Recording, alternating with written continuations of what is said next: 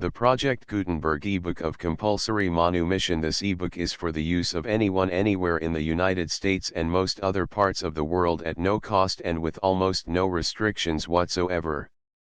You may copy it, give it away or reuse it under the terms of the Project Gutenberg license included with this ebook or online at www.gutenberg.org. If you are not located in the United States, you will have to check the laws of the country where you are located before using this ebook. Title: Compulsory Manumission, or An Examination of the Actual State of the West India Question. Author: Alexander McDonnell. Release date: February 19, 2024. Ebook number 72991. Language: English. Original publication: London, John Murray, 1827. Credits: Dryder, Jamie Brydon Jack and the online distributed proofreading team at https://www.pgdp.net. This file was produced from images generously made available by the Internet Archive. Start of the Project Gutenberg ebook Compulsory Manumission. Transcriber's note: new original cover art included with this ebook is granted to the public domain. Some minor changes to the text are noted at the end of the book. Compulsory Manumission. Compulsory Manumission, or An Examination of the Actual State of the West India Question. By Alexander McDonnell, ESQ, London, John Murray, Albemarle Street, Mduxi, London, printed by William Clowes, Stamford Street. Advertisement. It is fearful odds against a writer, when, at each stage of his task, he is liable to encounter prejudice as an upholder of a condition of society so repugnant to the feelings of Englishmen as that of slavery. Greatly must those odds be increased, if a disposition be shown by government, hitherto believed impartial, to array the weight of its authority against him. But it is hoped that prejudice will not preclude inquiry. In the following pages it will be found, that in setting forth the actual state of the West India Question, the real and permanent welfare of the slaves occupies a conspicuous place. In regard to the display of power, let us conclude, that when a measure can be demonstrated as positively bad, such disapprobation will be manifested by the independent and disinterested members of the legislature, as must exercise a salutary control over the councils of ministers. Under this impression, the following pages are respectfully submitted to the consideration of the members of both Houses of Parliament. Contents. Chapter I. Page: West India Party disingenuously treated. 1. Chapter 2. Compulsory Manumission contrary to the spirit of the resolutions of Parliament. 12. Chapter 3.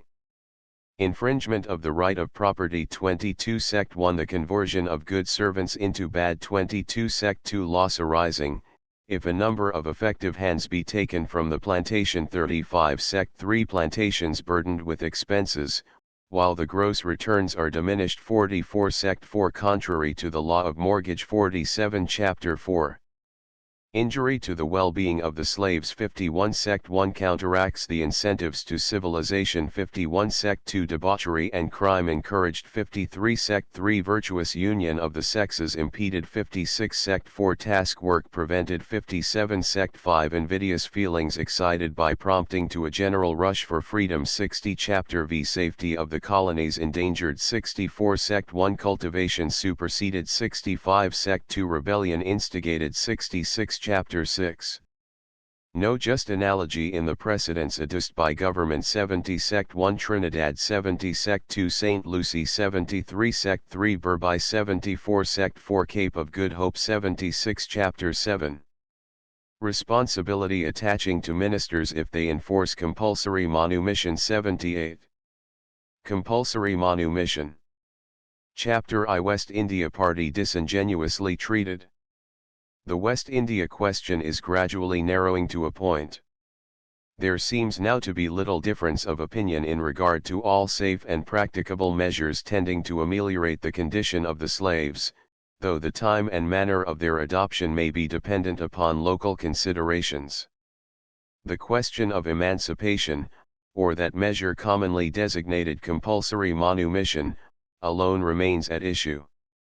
The paramount importance of this clause, and the alarm felt in every West India colony at the threat of government to enforce its adoption, has caused the proceedings of the Colonial Department to be closely scrutinized, and it has in a variety of publications been charged with precipitation.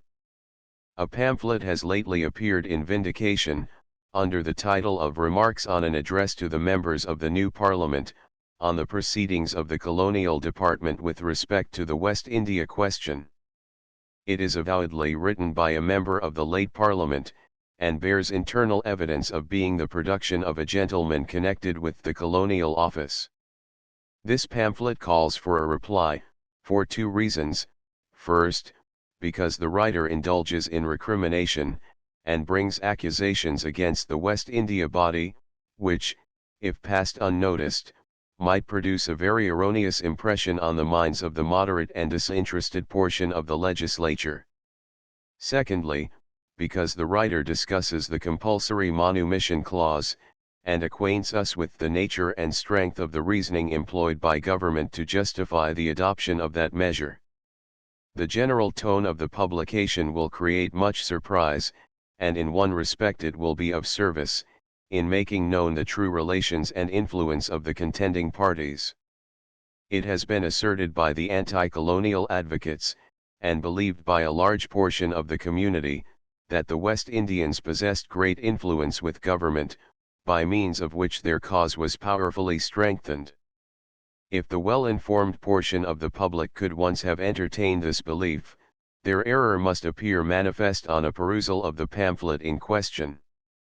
The writer expresses himself very unceremoniously towards those of the West India body, who were members of the last Parliament, and his tone might lead one to conclude that he thinks them not worth conciliation.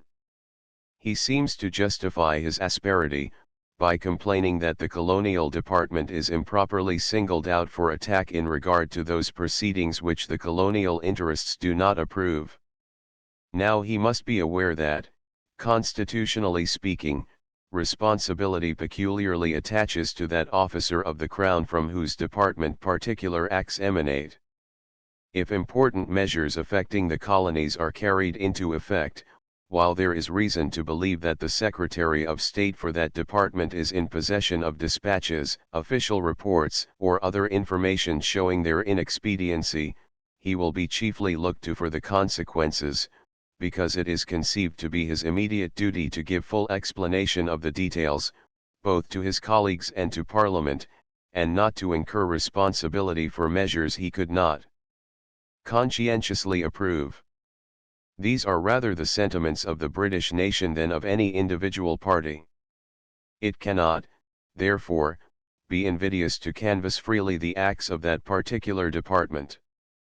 It is the obvious and the regular course where grievances are felt, and all our ideas of public principle warrant a belief, that when such grievances are fairly stated, every officer of the Crown to whose department they referred, so far from feeling indignant at their exposition, would be anxious to extend his protection, in order to have them promptly redressed. Thus viewing the case, our advocate of the Colonial Department cannot mistake the tendency or application of any of the comments contained in this publication, and he will be aware that a fair spirit of argument alone influences an examination of his positions, and of the judgment evinced in the manner and tone with which he has maintained them. This writer endeavors to defend government, by charging the West Indians with inconsistency. This mode of argument, so frequently resorted to in political warfare, in 9 cases out of 10 indicates a feeble cause. It can surely never be too late to correct a principle radically wrong. But let us examine the charge. It is contended, that compulsory manumission was clearly laid down in the proceedings of Parliament in March, 1824, that it was heard by the West India members without opposition, which was an implied acquiescence, and that if they now turn round to oppose it, they must have been the most ignorant, incautious, and imbecile body of men who ever were got together to represent an interest. It was well known to the writer of this sentence, that the West India members were unanimously opposed to compulsory manumission, and it may be added, that a charge, couched in such language as this, could not have been expected from such a quarter. It may be true, that the West India members did not appeal to the House so early or so often as the threatened injustice may have demanded. But is this difficult to account for?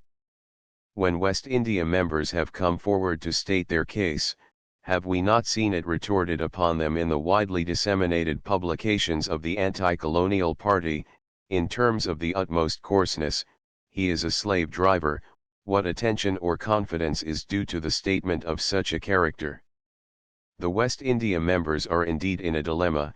If they speak, they run the risk of being abused. If silent, they are to be held parties to all the acts of precipitation and folly which may take place in colonial government.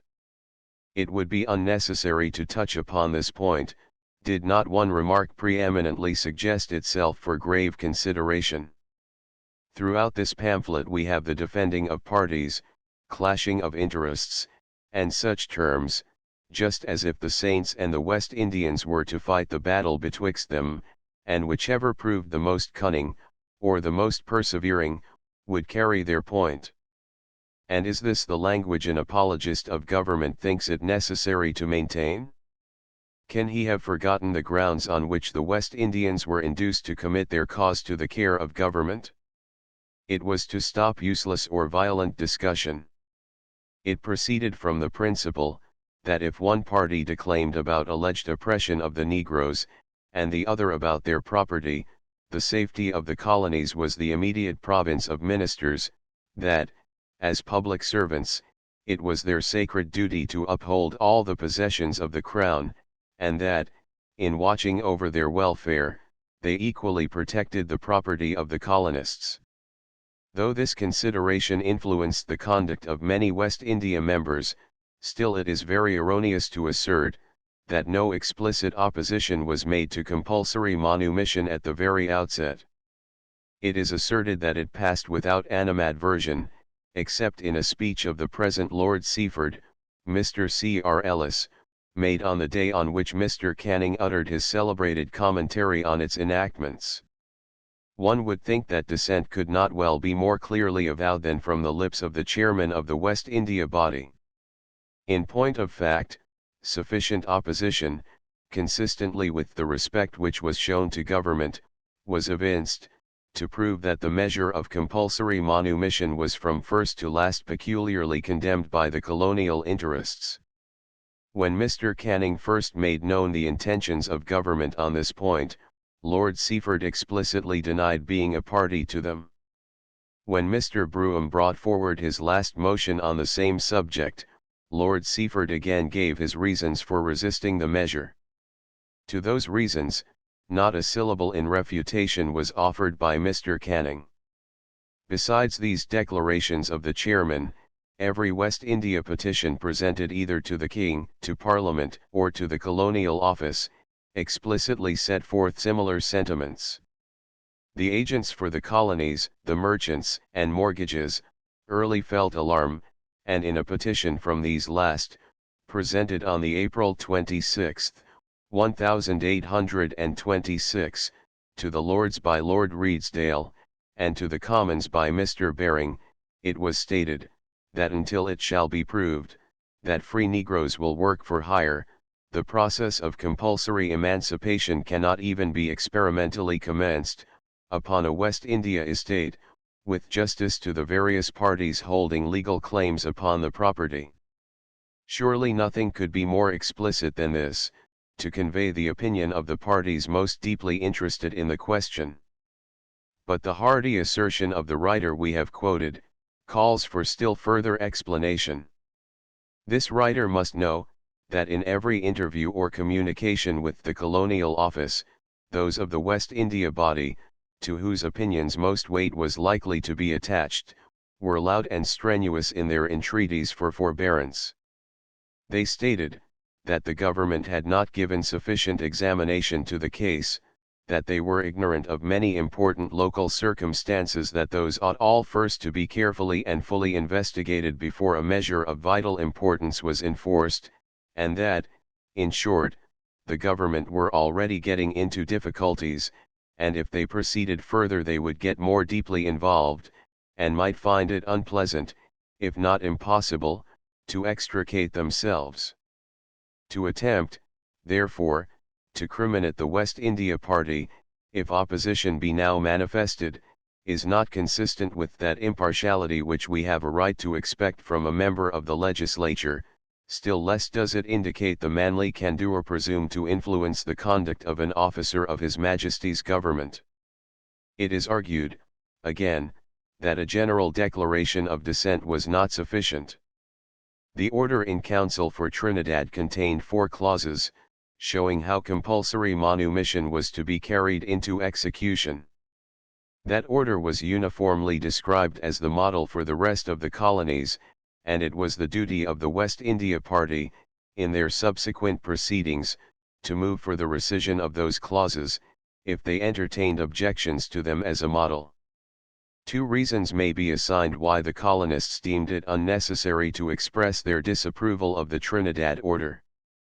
First, the tenure on which property was held in the British colonies differed from that of the Spanish colony of Trinidad. Secondly, it was notorious that various portions of that order had to be repeatedly sent home for explanation and remodeling. Was there, then, fair reason to believe that every clause contained in the original order would be enforced upon the other colonies, while it was yet doubtful if they would be finally confirmed even in the colony for which the order had been originally framed? Time was afforded the government for reflection. It was presumed that they would learn, by experience, the difficulty occasioned by legislating precipitately for distant settlements. This line of conduct was dictated by respect for the government. Had the West India body in England come forward in a bolder manner than they had done to resist the determination avowed by the Colonial Secretary of State, how would they have been met? They would have been told by the very same parties who are now wilfully misinterpreting their quiescence: you are exciting the colonial assemblies to needless opposition, your violence will engender contumacy in its worst form, remain silent till you know what is their decision. Such reflections undoubtedly did actuate them, but now, when opposition to compulsory manumission is known to be unanimous throughout the colonies which possess legislatures, the West India body in England, since repeated warnings and admonitions have been vain, do but consistently follow them up by appealing in a determined manner to Parliament, and to the British nation, against the threatened intentions of government to enforce its enactment.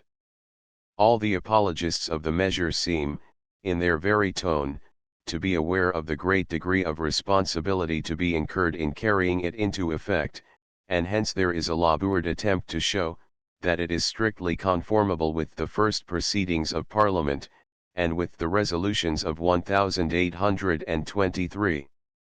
The West Indians are told, in addition to your ignorance and imbecility, there will be the charge of shameful inconsistency to bring against you, if you now oppose our measures. You concurred unanimously in Mr. Canning's resolutions. Compulsory manumission is distinctly contemplated by those resolutions, and can you now propose to retract the assent given to them by your former votes? The West India members had little right to expect that such an accusation would ever be brought against them.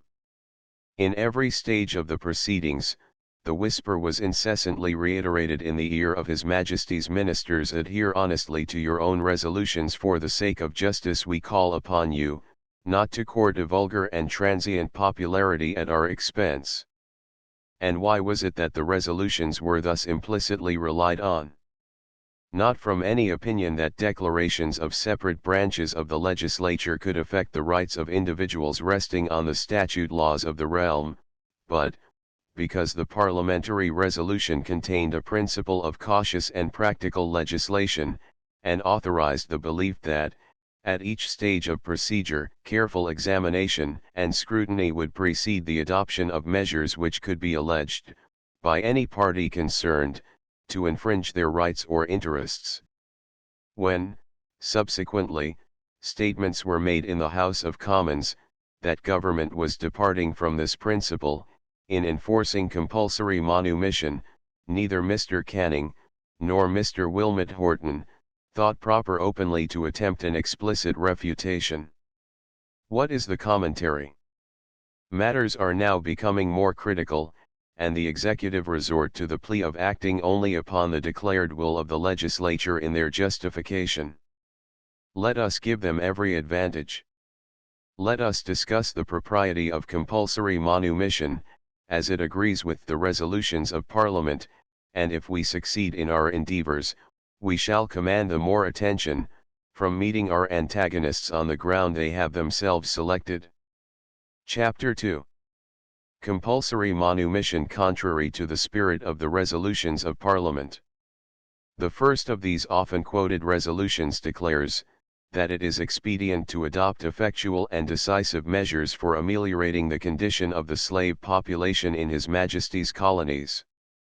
It was to facilitate the accomplishment of this object of amelioration alone, that many respectable West India planters in England gave their sanction to the resolution, and it is proper here to state, that their interference and acquiescence was by no means of that sweeping character claimed for it by Earl Bathurst in his dispatches to the colonies.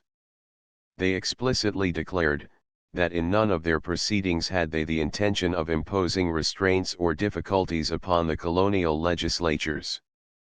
The second resolution is, that through a determined and persevering, but at the same time judicious and temperate, enforcement of such measures, this House looks forward to a progressive improvement in the character of the slave population, such as may prepare them for a participation in those civil rights and privileges which are enjoyed by other classes of His Majesty's subjects.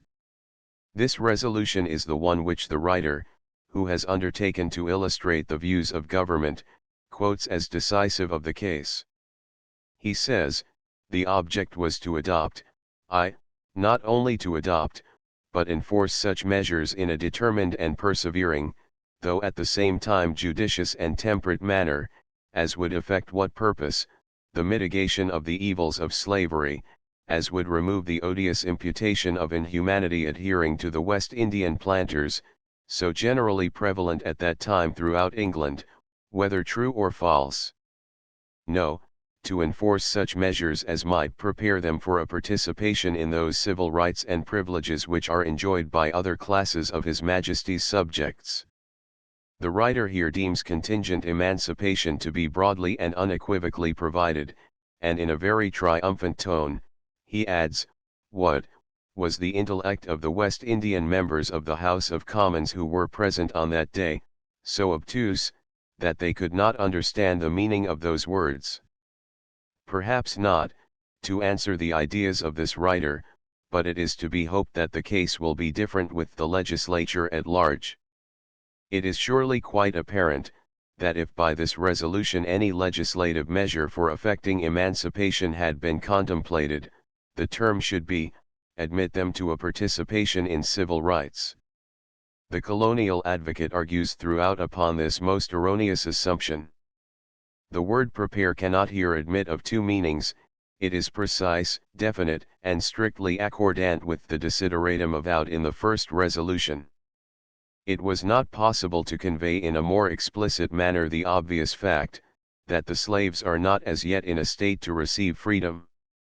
By preparing them, it was understood that they had a probation to go through, that their condition had to be materially changed and improved, that, in fine, the fruits of amelioration must have been made visible before further measures were adopted.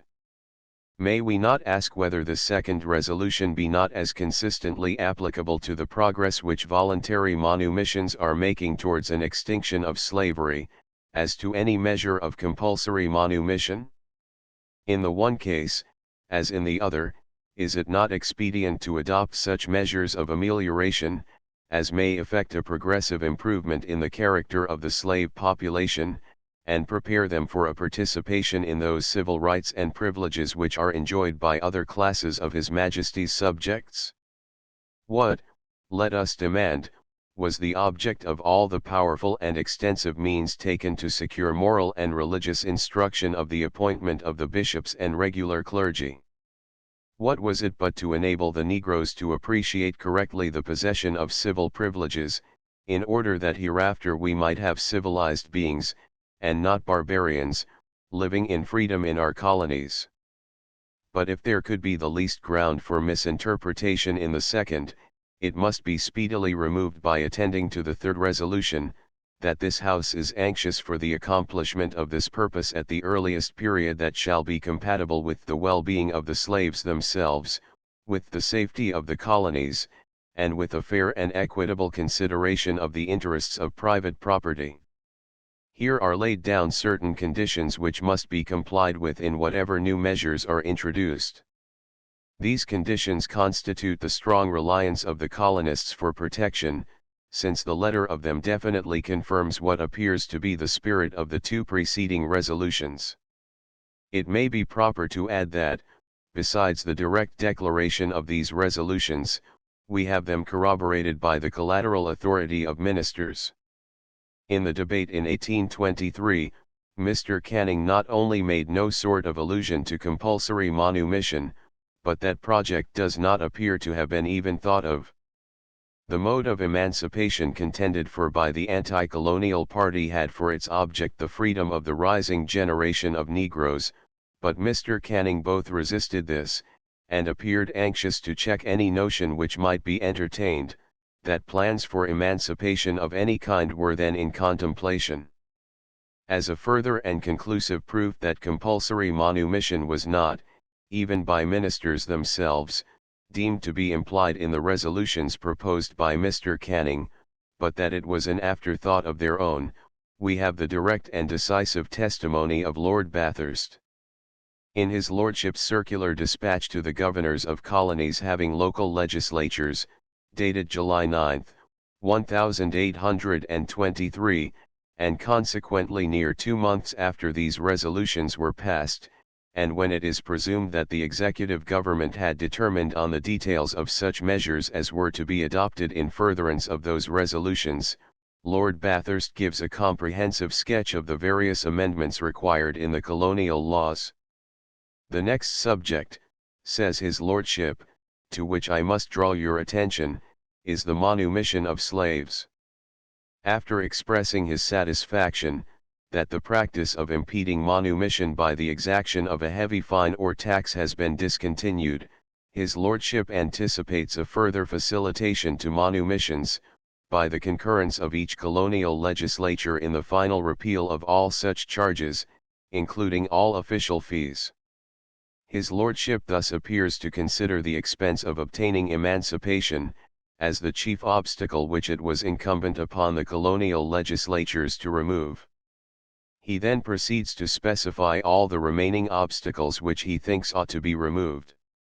The first obstacle to manumission arises from the apprehension of this being resorted to by the owner for the purpose of relieving himself from the burden of maintaining infirm or aged slaves. A second obstacle to manumission seems to arise from a presumed legal difficulty, in regard to the incapability of a slave to make contracts. A third, and much more serious obstacle arises out of the legal limitations to property in slaves, as in cases of entail, family settlement, or mortgage. A difficulty analogous to this arises out of doubtful or disputable titles. How were these difficulties to be obviated?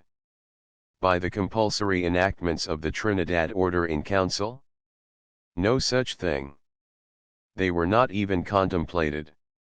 To remove, says his lordship, all the preceding obstacles to manumission, you will therefore propose to the legislature of your colony to pass a law to the following effect: permanent commissioners should be appointed, who, on application being made by, or on behalf of, any slave, with his master's consent, should ascertain the names, and see Parlpap. Session 1824. p. 10. This passage attracted much attention in the colonies. The Court of Policy in Demerara, in stating, at a subsequent period, that it could not enact compulsory manumission, since it had not the right to invade the property of its fellow colonists, by admitting that they can in any manner be deprived of it contrary to the laws by which it is secured to them. Remark, this principle is laid down in Earl Bathurst's letter of the July 9, 1823, wherein the consent of the master is distinctly coupled with the application to be made by or on the behalf of a slave for freedom. This reply of the Court of Policy of Deem Rara is copied into a pamphlet, entitled, The West India Question Practically Considered, with which performance the Colonial Department may possibly be acquainted. It has the important words, consent of the master, printed as above in italics, as if to remind the government more forcibly of its own previous statement. After this exposition, may we not venture to ask, who most deserves the reprobation of disinterested members of the legislature? The ministerial advocate, who asserts that compulsory manumission was avowed from the outset, or the West Indian who can produce Lord Bathurst's own words to prove the contrary?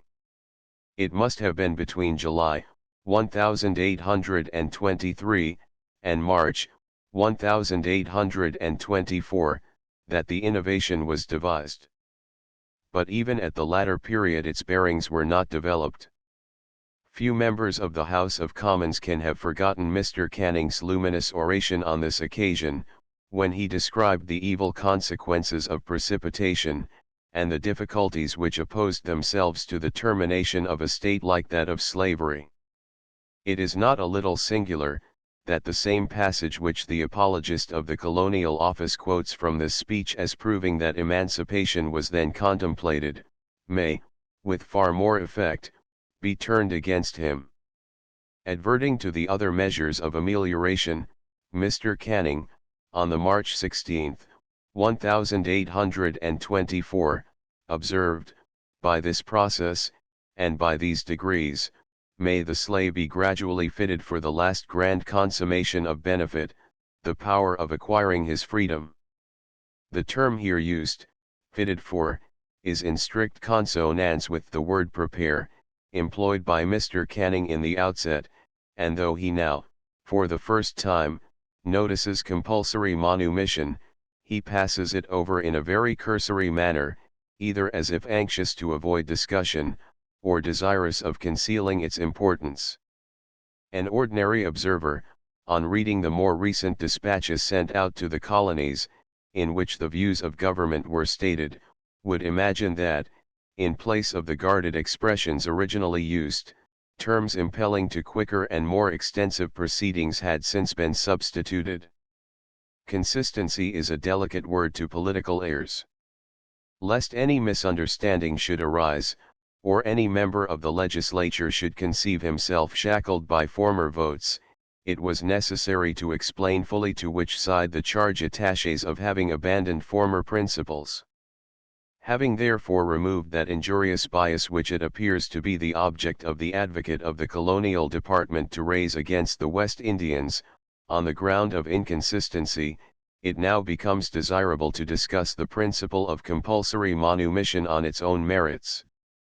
It will be found that the opposition of the West Indians is not directed against an imaginary evil, that opposition now is very different from those minor objections locally entertained against particular plans of amelioration, and that, above all, if government, with a view of courting popular favor, have innovated upon their original understanding with the West Indian party, they have neither chosen the most benevolent nor the wisest mode to accomplish their own end of terminating slavery. We propose to pursue the examination upon the grounds marked out by the parliamentary resolutions already quoted, in the order in which the importance of the several heads may be presumed to receive attention from a legislative assembly. 1. Justice, as regards the right of property.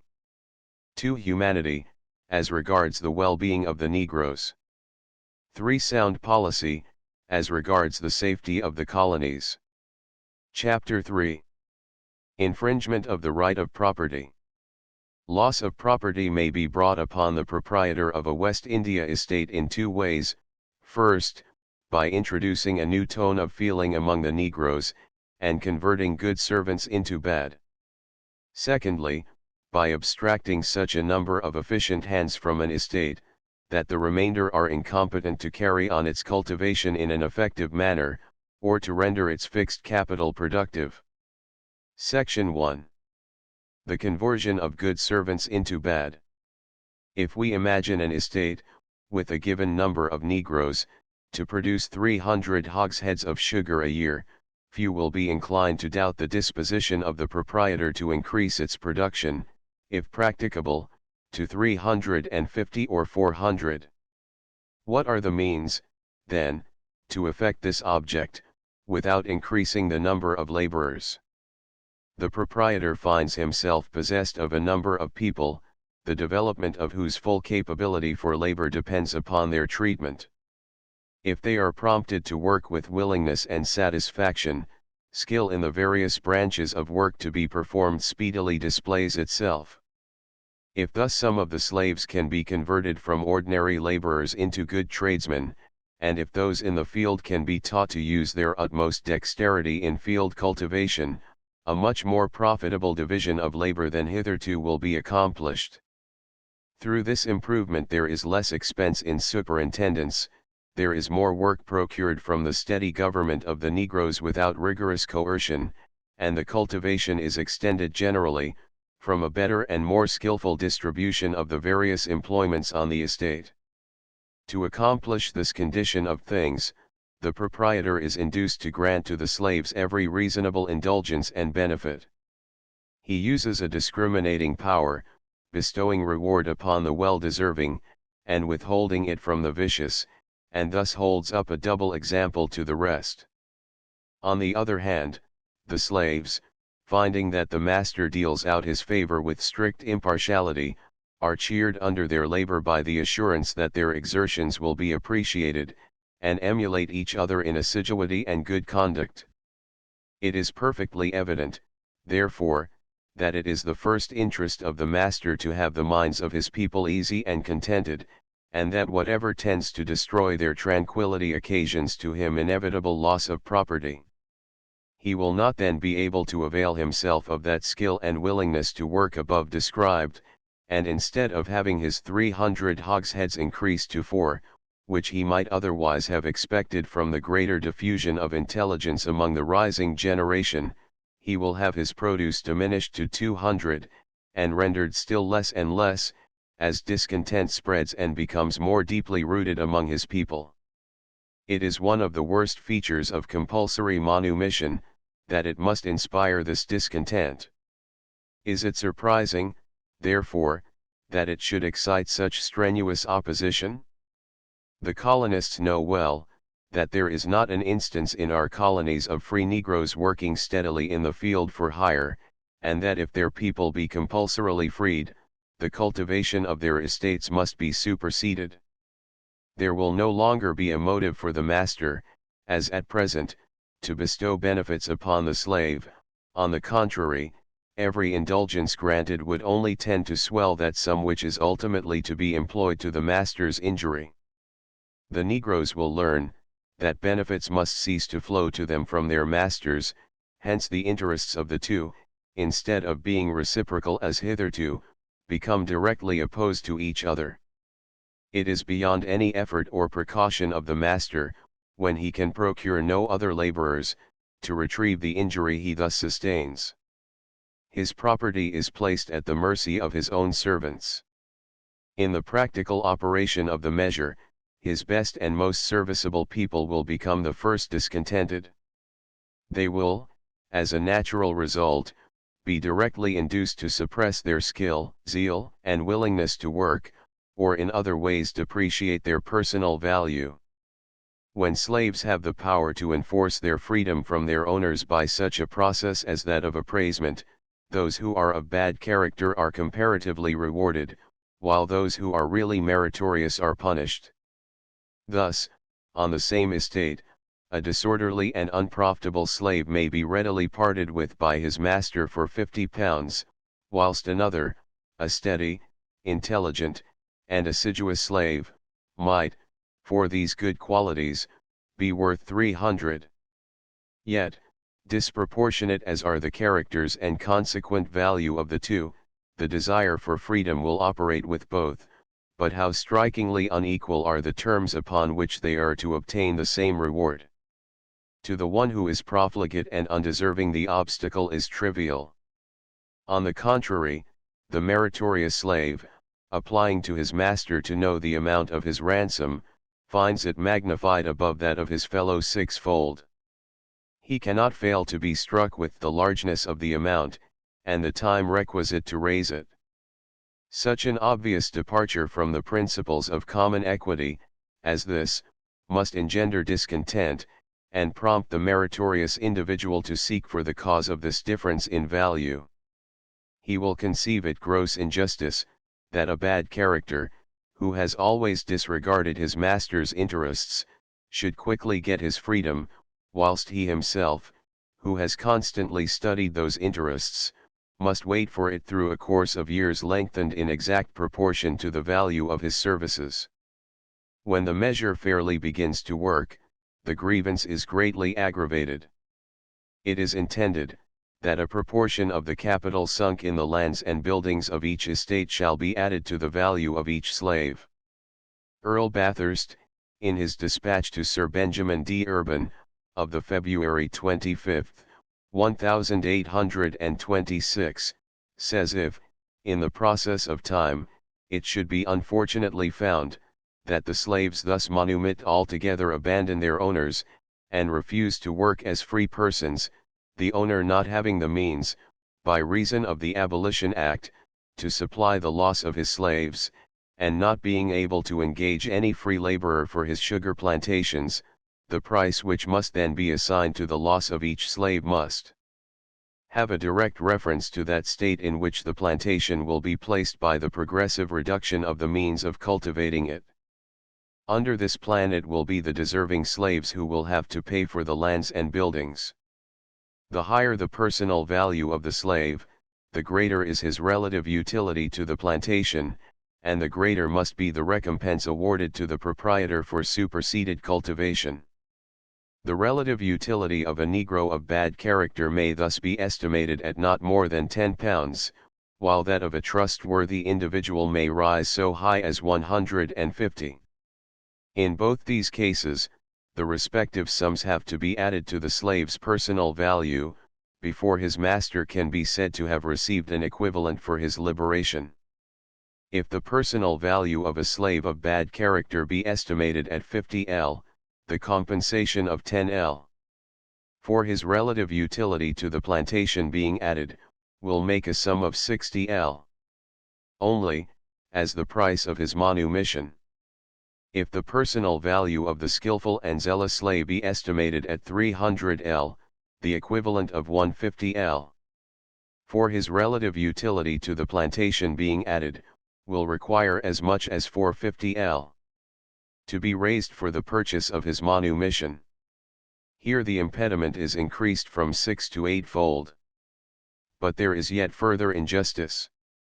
Not only are different descriptions of cultivation carried on in the colonies, but the same species of cultivation may greatly vary on estates contiguous to each other, from difference of soil, or other local circumstances.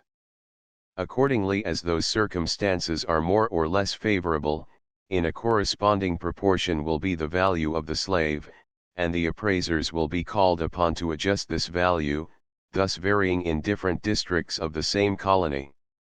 Suppose the fixed capital sunk on a coffee or cotton plantation to be 5,000L, and that sunk on an adjoining sugar plantation to be 25,000L, while each possesses the same number of Negroes. One of these from each plantation, of precisely similar capability and character, demands his freedom. The first finds there is to be an addition of but 10L to his price, not from inferiority of character or skill, but from the accidental circumstance of his living on a plantation where the amount of fixed capital is small.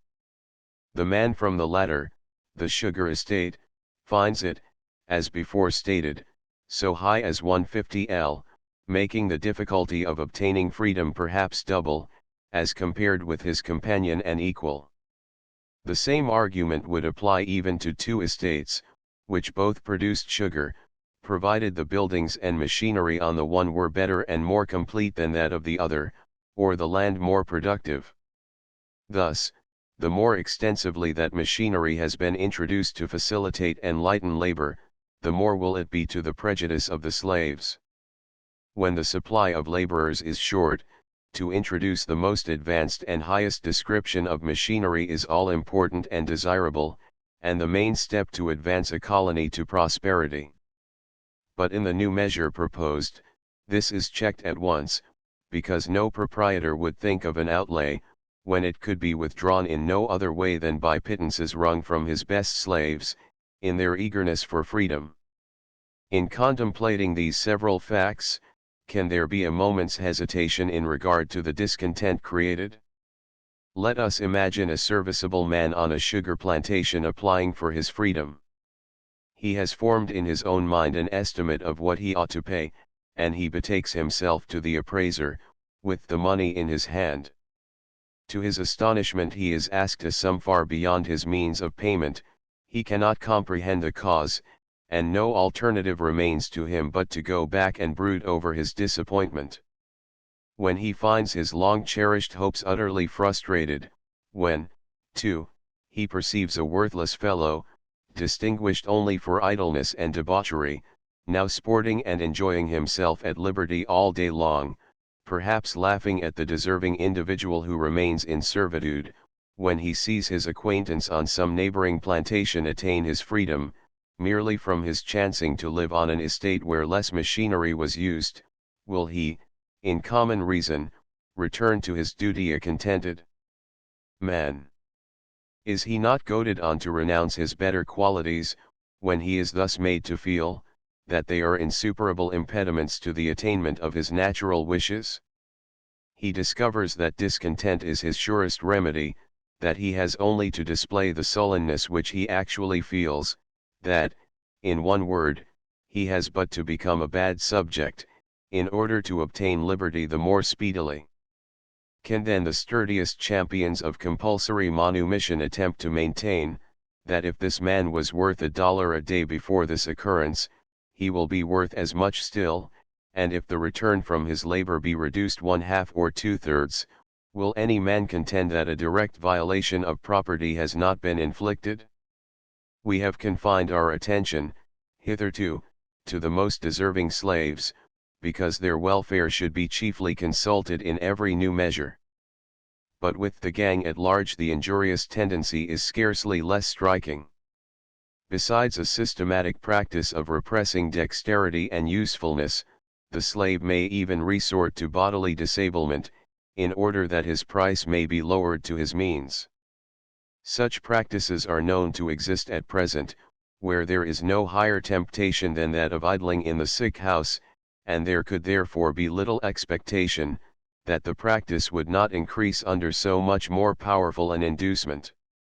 It is vain to argue, that there are reasons, such as the fear of correction from his master or the magistrate, of sufficient weight to deter him from this course. The object for which he strives is perpetually in his view, and will inspire him to brave in its pursuit any present punishment, well knowing that the owner's patience must at length be exhausted.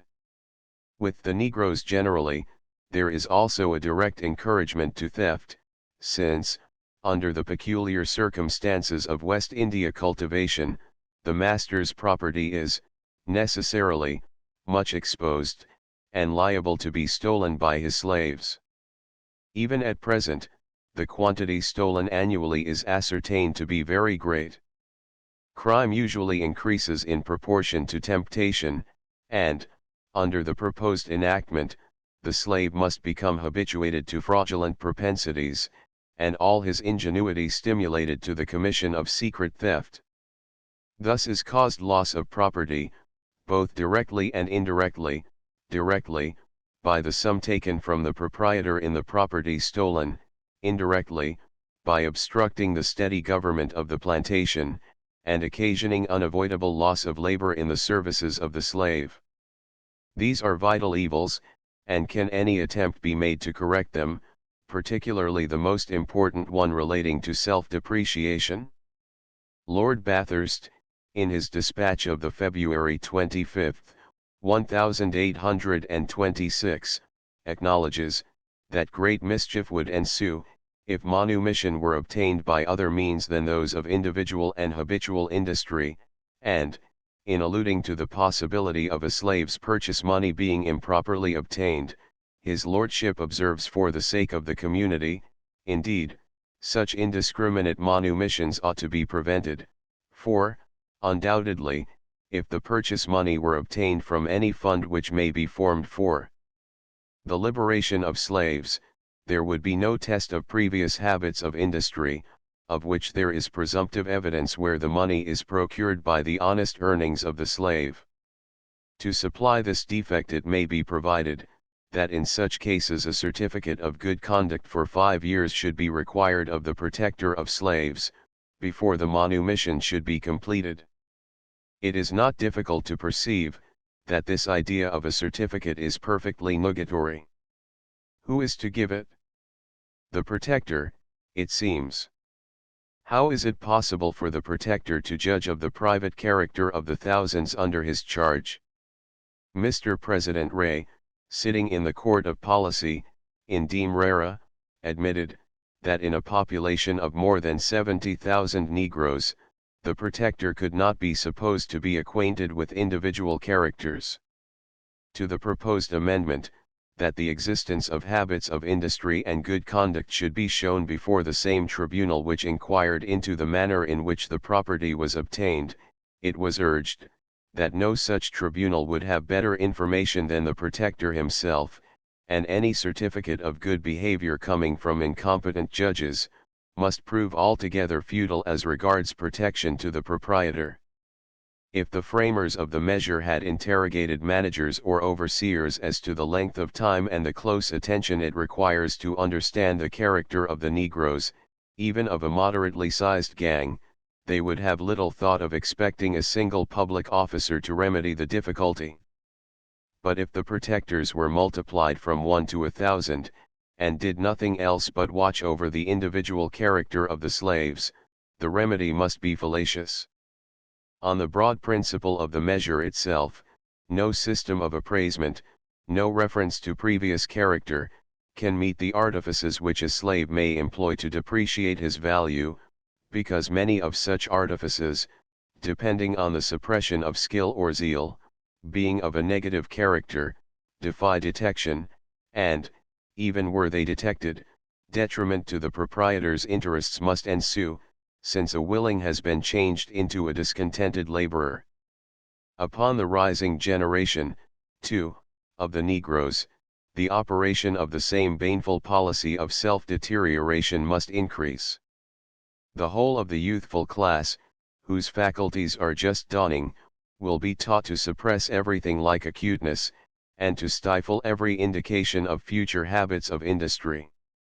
Compulsory manumission, therefore, contains the worst principle of evil, a principle of growth. Each succeeding year will make more evident to the Negroes the means with which they have been invested for self-depreciation, and each additional instance of its successful adoption by their fellows encourage numbers to resort to the same pernicious artifices. How miserable, then, is the expedient of partially questioning certain individuals in the colonies, who, thus interrogated, may pronounce that in the present condition of the slaves the measure would be inoperative, while the same persons, if questioned with a view to the future effects of the measure after 10 or 15 years of its adoption, would predict a widely different result.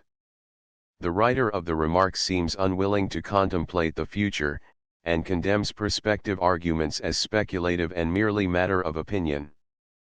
But if the Negro prefer a state of idleness to one of constrained exertion, it follows that he must earnestly desire to obtain his freedom. If he have repugnance to labor, he will seek his freedom by those means which are easiest. If he possess common reason, he must perceive that the easiest of all methods lies in self-depreciation. Would it not, then, be contrary to all principles of equity or sound legislation, to subject what is thus a self-evident proposition to the test of experiment, since, ere the result of that experiment could be ascertained, irreparable injury must have been produced. In reality, a part only of the subject has been treated of in Lord Bathurst's dispatch, and in the remarks, inasmuch as they regard only those negroes who may be freed under the operation of the measure, and overlook those who, from inability to procure their freedom, still remain on the plantation. But it has been shown, that greater deterioration of property may occur from an improper feeling excited among the negroes who remain, than from the more direct loss of labor occasioned by the abstraction of those who become free. Section 2. Loss arising, if a number of effective hands be taken from the plantation. The capital sunk in land, buildings, and machinery is known to be very extensive in West India plantations. We have now to inquire whether, under the mode proposed, the proprietor will receive fair indemnification for this capital, from the slaves who may obtain their freedom.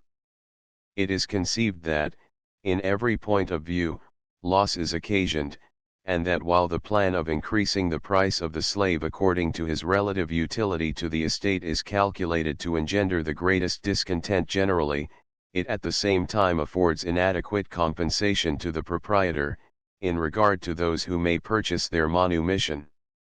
Lord Bathurst and the writer of the remarks consider the means of fair compensation for the fixed capital to be secured, as appears in the following extract from his lordship's dispatch: if by these regulations an adequate compensation be not secured to the owner, it must either be because the persons who are authorized to decide upon the amount are not likely to be fit or fair arbitrators, or because there are restrictions which will prevent the arbitrators from the free exercise of their judgment.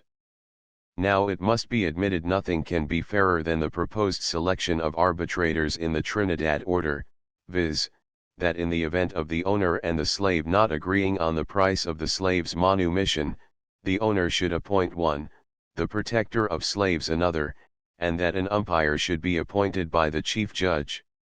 It is clear that an arbitration on such principle would protect the interests of the owner, and if there were any objection it would be that the bias was in his favor. As to restrictions or limitations, there are none to obstruct the free exercise of their judgment. To this it may, in the first place, be replied, that the principle of appraisement in its practical operation supposes the price of slaves to continue to be regulated in the West India colonies by competition in the market, like commodities in commerce. Before we go further, then, let us examine how West India property stands at present. The following are the Gazette average prices of sugar for the last 7 years, viz., 1,820 35s. 0D 1821 31 0 1822 29 4 1/2 1823 34 6 1824 30 11 1/2 1825 38 7 1/4 1826 35 6 1/2. It might be presumed that the amount of capital which an individual would be willing to vest in the purchase of a property would be proportioned to its net returns. But it can be proved, that in 1819, 65,000 L. sterling was offered for a sugar estate in Jamaica, and refused, as below its estimated value. About that period it was considered, that the increasing consumption of sugar, while the means of production were limited, presented a very favorable prospect for the West India planter. Accordingly, in the year 1820, 70,000 L. sterling was offered for the above-mentioned estate, and also refused for the same reason. But when the proceedings in this country in 1823 and 1824 began to operate, a mighty change took place. It can be shown that distrust gradually arose, and as the proceedings became more and more critical, in the same proportion and as quickly did the value of property progressively decline. The demands of alarmed creditors from all quarters fell on the planters, they became embarrassed, and the very same property for which, in 1820, 70,000 L. sterling had been refused, when again put up for sale in 1826, found no real bidding higher than 32,000 L. Currency, being less than 23,000 L. sterling. Strong as this instance appears to be, others equally forcible could be adduced, of the ruinous deterioration of West India property from the like cause, and they exemplify the nature of those boons which the writer of the Remarks affirms to have been accorded to the colonists, and for which they should feel grateful. If a decline in the value of the capital has ensued, whilst the price of the produce has remained nearly the same, it is proof positive that the depreciation of West India property is not attributable to circumstances purely mercantile, but that it is owing to the proceedings of the British legislature. It is essential to keep this circumstance in mind, and to examine the mode of appraisement prospectively, when the principle of supply and demand no longer exists, as regards the objects to be appraised. It is apparent, that to allow of a properly constituted market price, there must be purchasers, but if the principle of compulsory manumission be admitted, after what has been just stated relative to the deterioration in the value of property already produced, will any purchaser of slaves be found? Under the manifold evils detailed in the preceding section, no capitalist henceforward would think of making investments upon West India securities, and all transfer of property would be at an end. The appraisers are employed to fix a price between conflicting representations of master and slave. But can a criterion for equitable adjustment be formed? The slave himself is the only purchaser who appears in the market, and in this condition of things any mode of appraisement must be unjust and injurious to the capitalist, which assumes that colonial cultivation will continue unchanged, in the event of the proposed measure being carried into effect, and which does not take into the account the aversion which every capitalist will then feel to making a precarious investment dependent upon the uncertain services of the slaves. This is founded upon the most simple principle. If a decrease in the value of capital have already occurred beyond what is attributable to circumstances purely mercantile, and is solely occasioned by the threatened measures of government, it is a fair inference that a further decrease would ensue if such threatened measures were put into execution, and the effects of that opinion prevailing throughout the colonies, must render the chance of fully withdrawing the fixed capital more and more precarious, as the evils of the measure became more widely developed. Let us suppose a sugar plantation, with 200 Negroes, worth 40,000 L, one half sunk in lands and buildings, the other half the value of the slaves. Accordingly, as the Negroes progressively free themselves, the 20,000 L sunk in lands and buildings has to be apportioned among them, and added to the price of their manumission. Now it must be recollected, that the whole of the 200 Negroes are requisite to carry on profitable cultivation. The land and buildings cannot be disposed of, or circumscribed to suit a more limited business, as would be the case with premises in this country when a manufacturer reduced the number of his workmen. After a number of men, then, are freed, the proprietor is left with a great concern upon his hands without people to carry it on. To be fully remunerated for the property sunk in that concern, the people remaining would have to pay, as he gradually becomes more and more short of hands, a prodigious sum for their freedom. Is it possible, from what has been stated, that he could receive full indemnification?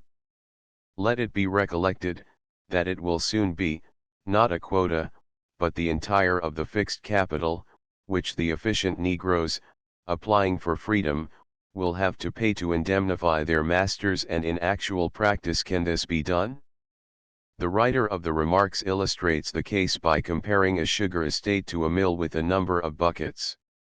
The reader, it is presumed, will be tempted to smile at the idea of considering the Negroes as mere passive machines, devoid of those feelings, passions, and intelligence, which it is their master's chief solicitude to call into existence. But, to pass over the narrow and partial view of the subject here displayed, even were we to indulge the writer in his singular mode of illustration, it fails to establish his object. He says, if 20 buckets are attached to a wheel, and 4 be removed, the proprietor will be entitled to be remunerated for whatever loss of work this removal occasioned, and if the work turned off were diminished, from incompetency of power in the wheel, not only in the proportion of 20 to 16, being 1/5, but in the proportion of 2/5, then would the proprietor be entitled to receive, as equitable compensation, 2/5 of the value in place of 1. Now it is important to reflect, that if 4 buckets be taken away from the wheel, its motion may not only be diminished in a greater ratio than 2/5, but it may be stopped altogether. This is the proper application of such an illustration to the circumstances of a sugar estate. If 40 efficient Negroes be removed out of 200, being the same proportion as in the assumed case of the buckets, will any person, acquainted with the colonies, maintain that cultivation could continue? An estate which had produced 200 hogsheads of sugar would not merely be reduced 2/5 of that amount, that is to say, to 120 hogsheads, but it would be altogether abandoned, because its returns would not cover its expenses. The author of the bucket illustration must be sensible of its fallacy, if he reflect that at some one point, the wheel, from its diminution of buckets, must stop. The question is, as regards the cultivation of sugar, will this point soon be reached? Little is required to be said on this head, if the proprietors are prepared to establish the fact, that even at present they can scarcely spare one man. Lord Bathurst acknowledges, indeed, the ultimate improbability that the slaves could of themselves indemnify their master for the entire capital he has sunk, and his lordship says, when the price of manumission rises from 100 to 500 L, then it will be time for the nation to come forward. A most consolatory prospect. And what are the proprietors to do before the nation does come forward? When the discussion is beginning, and before the public are disposed to put their hands into their pockets, the proprietor's buildings, machinery, roads, dams, are going into dilapidation, and he is a ruined man. When we prove injury in the principle, it is scarcely necessary to descend to discuss the practice. Many colonists view with alarm the great power given to the Protector, and other officers of government. But let us pass over details. It is only necessary to reflect upon what the appraiser has to do, to perceive that the mode of working must be as bad as the design, and that the whole process must be vague and mere guesswork. Even admitting the very doubtful proposition, that impartial arbitrators could be selected, numerous peculiarities may exist to obstruct the formation of a sound judgment in regard to the value of a part of the planter's stock, in consequence of the manner in which the whole is rendered profitable. It is to repeat the opinion of every intelligent person recently returned from the colonies, to declare, that it is perfectly impossible for any appraiser, no matter how intelligent, experienced, or impartial, correctly to estimate the value of a slave, in order to award compensation in the manner described by Lord Bathurst. Section 3. Plantations burdened with expenses, while the gross returns are diminished. Having shown, in the preceding section, that the fixed capital of an estate cannot be removed, we have now to show that the necessary expenses of carrying on its cultivation cannot be diminished. Each proprietor is by law obliged to maintain the aged, the infirm, and the helpless, upon his estate. This duty he performs with the utmost cheerfulness.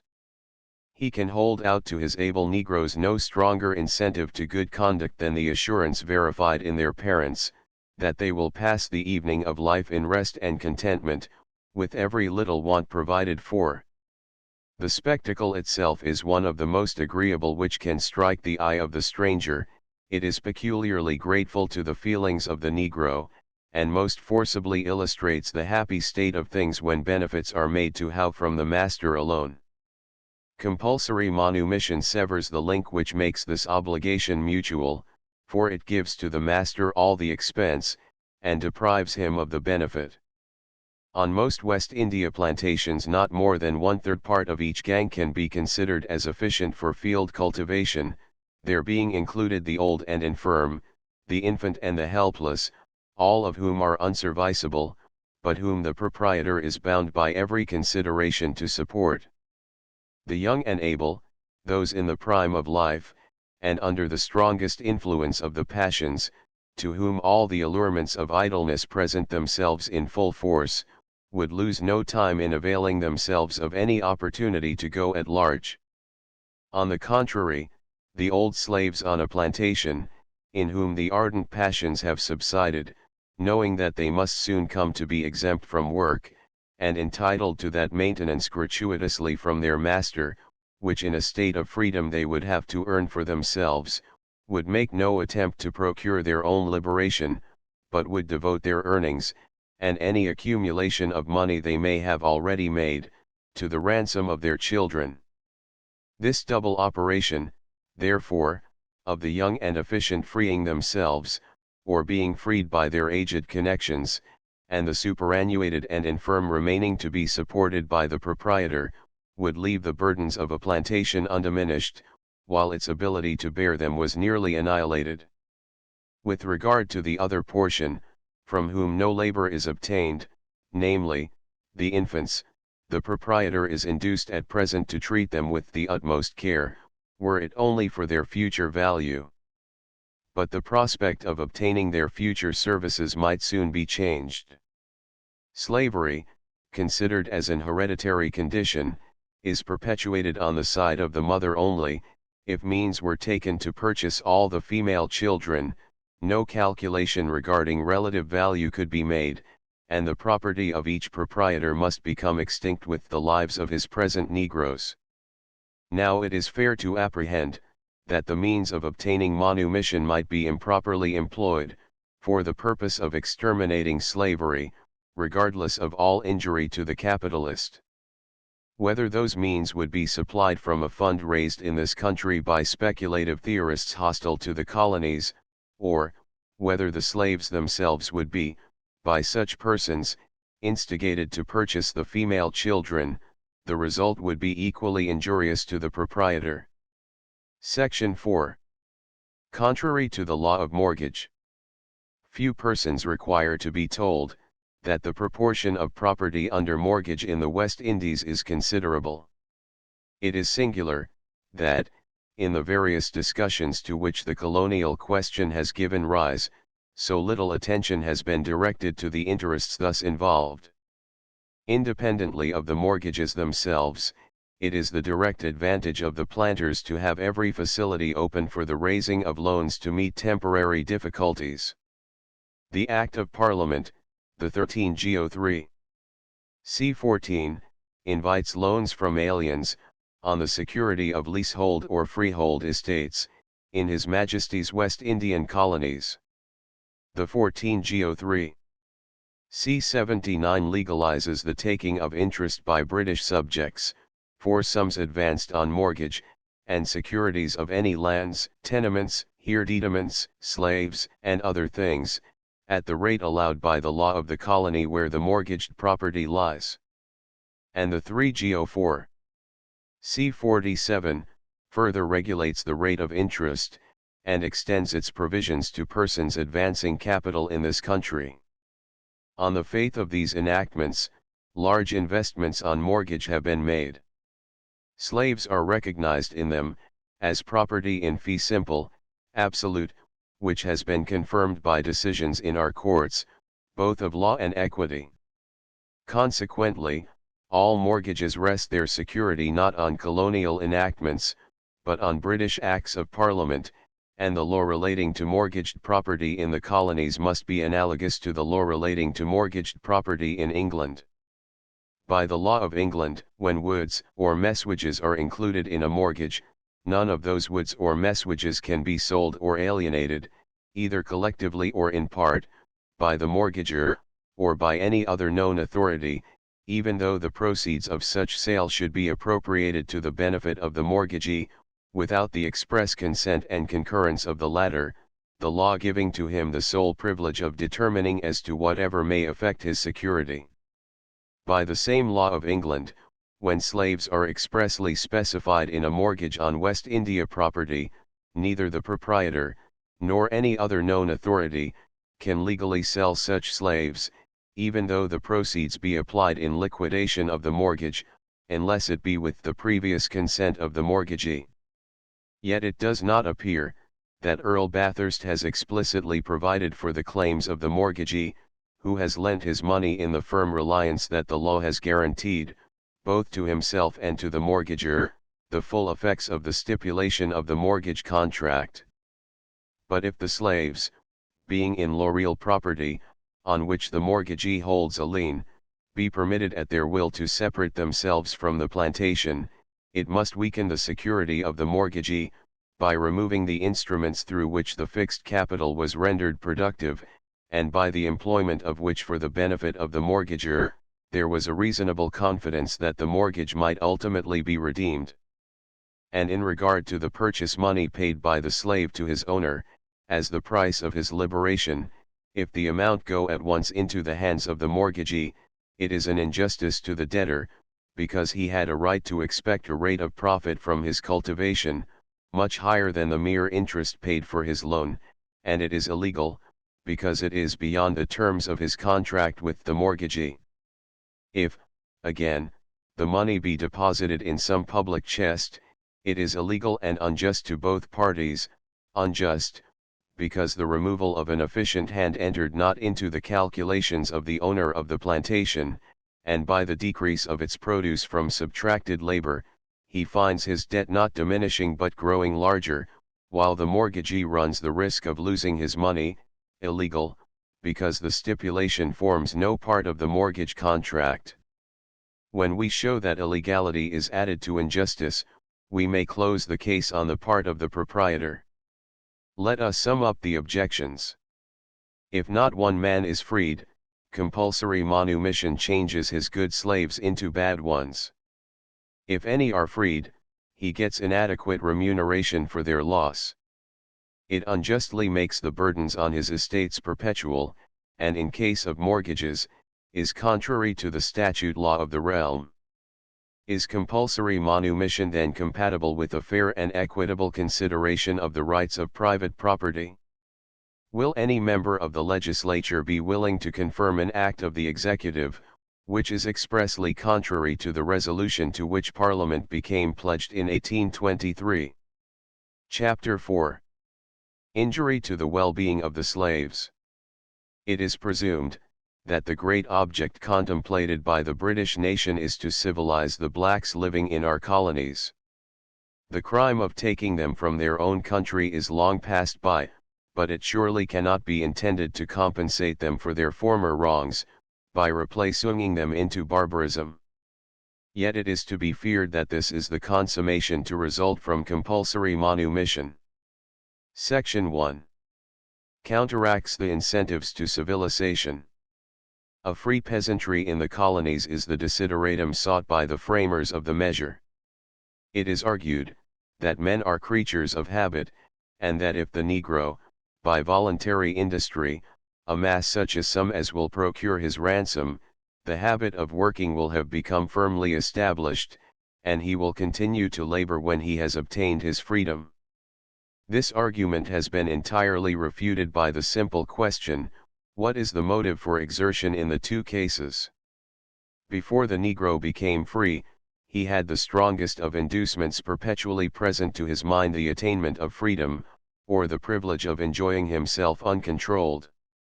It was not for the money that he worked, but for that which the money would procure him. When he has, at length, attained his freedom, what motive has he to work further? Name one object, equivalent, in his estimation, to the irksomeness of labor, the one inspiring aim is attained, the stimulus is gone. But it is not enough for our purpose to show that industry is eventually superseded. We can establish that the very means held out are themselves the most efficacious in producing this pernicious result. It is said that men are creatures of habits, and do not speedily change them. We meet our opponents on this ground. If you demand of a man, living in a country imperfectly civilized, for what reason he works, he will answer, that he may purchase food. But put the same question to a man in a state highly civilized, and he will reply, that besides the purchase of food, he requires good clothing, lodging, and other comforts which have become habitual to him, and in which custom would make it disreputable in him not to indulge. Let us apply this to the Negro in the West Indies. At present his artificial wants are extremely low, and if certain habits, such as above described, have to operate hereafter upon him as incentives to exertion, is it not requisite that they should now begin to be established? Suppose a Negro, by rearing stock of various descriptions, can earn $1 per week, should he not be taught to lay out that sum in the purchase of articles, for instance, of personal decoration for himself and family, or of additional conveniences in his hut, in the display of which he will henceforth take a pride? By such means it must be, that, in the lapse of time, he will feel that he must work longer than is merely necessary to procure him food, because he has other wants to satisfy. But compulsory manumission directly counteracts this process. It prompts him to the most sordid self-denial. Its language to him is, spend not your weekly dollar, but rather hoard it with the most scrupulous rigor, improve not the condition of your family, in a word, confine your wants to the state of the savage. The necessary consequence will be, that when he attains to freedom, all his physical wants remain unchanged. And are these the boasted steps which have been taken to elevate the condition of the slaves?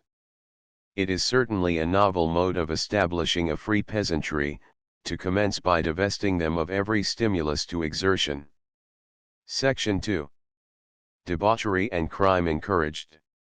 It will not have escaped the observation of the intelligent reader, that if compulsory manumission leads to self-depreciation, by directly suggesting and encouraging a suppression of dexterity and usefulness, the same end may be attained by debasing the moral character.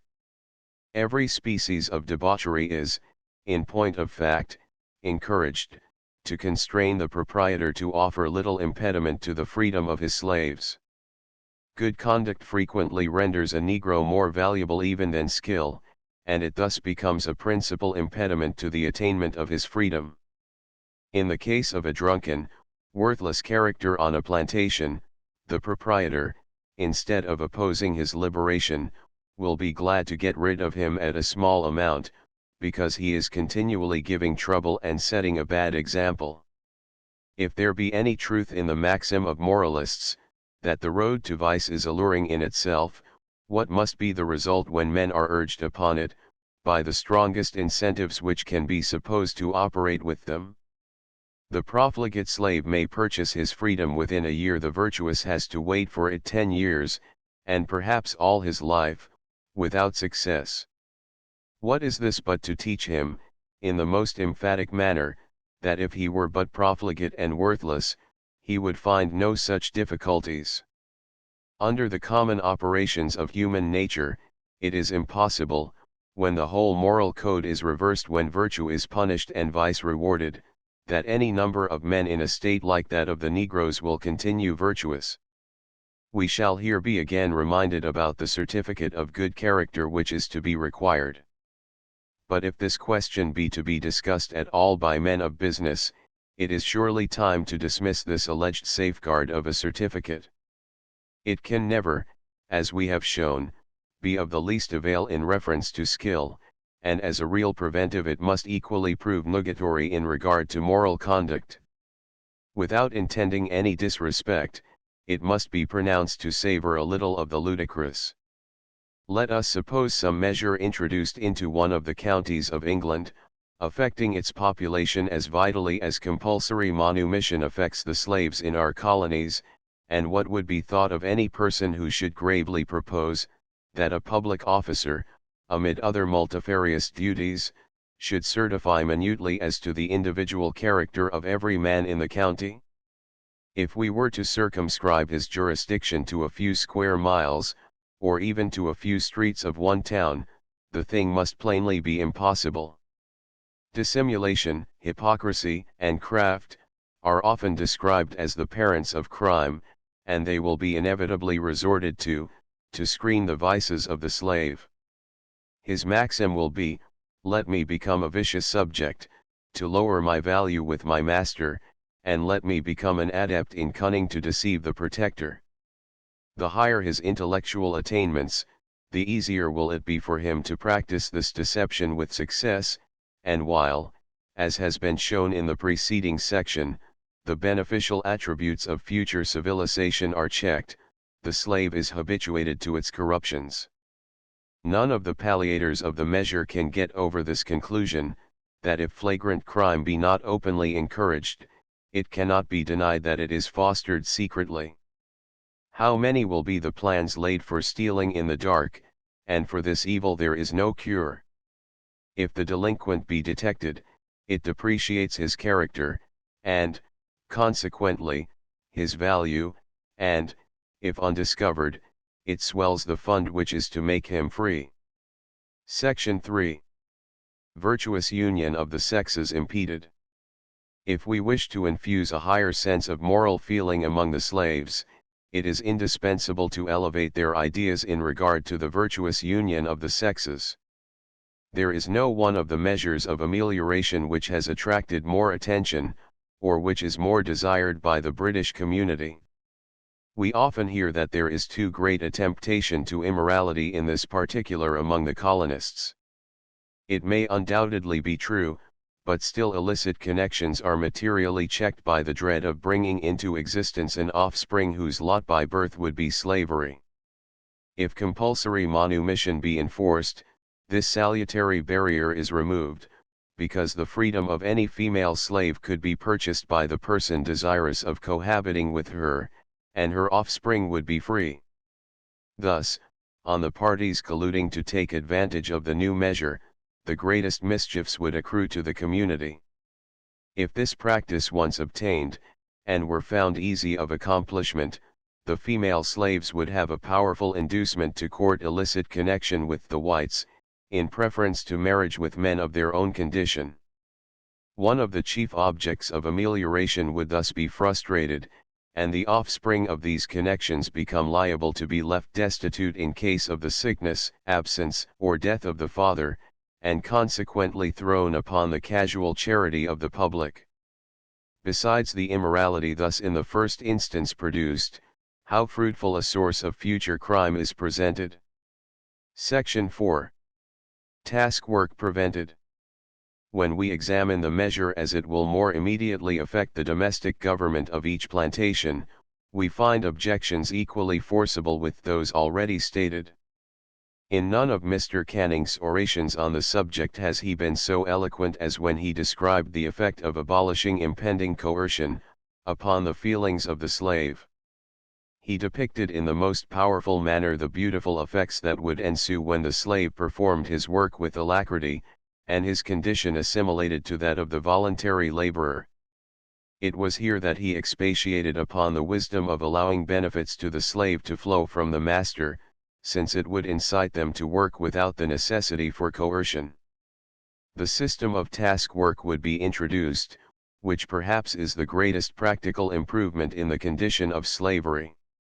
It is quite evident that this system can only exist with the agreement and reciprocal feeling of both parties. The slave knows well that his master can return to the old system at his will, and this reflection is the chief cause for establishing the improvement. The master knows well, that the law empowers him to keep his slaves at work till 6 in the evening, but he considers that, if he can elicit their spontaneous skill and assiduity, they will get through an equal quantity of work by an earlier hour, and will pursue their labor cheerfully. He is therefore disposed to approve of task work wherever it is practicable, both under the influence of that more humane spirit which pervades the colonies, and from the desire to save himself the trouble and expense of superintendence in the field. Under this beneficial regulation, the Negroes are found to complete their day's work by as early an hour as 3 or 4 o'clock, having then the remainder of the day at their own disposal, to earn money for themselves. The master never thinks of objecting to such earnings, which benefit his people without injuring himself. On the contrary, it is to his advantage, by increasing their contentment, the salutary operation of which we have described in a preceding section. But let compulsory manumission be insisted on, and how differently will he then contemplate the earnings of his slaves? At present their little funds are spent in harmless amusements, in adorning their persons, and giving Christmas and other holiday entertainments, in which it is their delight to mimic the manners of the whites. But change the scene, and let them employ their earnings to procure their freedom, and what will be the master's course? He will be constrained, in self-defense, to stop their means of earning. He will discontinue task work, and keep his Negroes working until 6 o'clock, as the law allows him. Let us banish utopian views from our thoughts, and consider, as practical men, is it ever to be expected, is it reasonable, that colonial proprietors would act otherwise?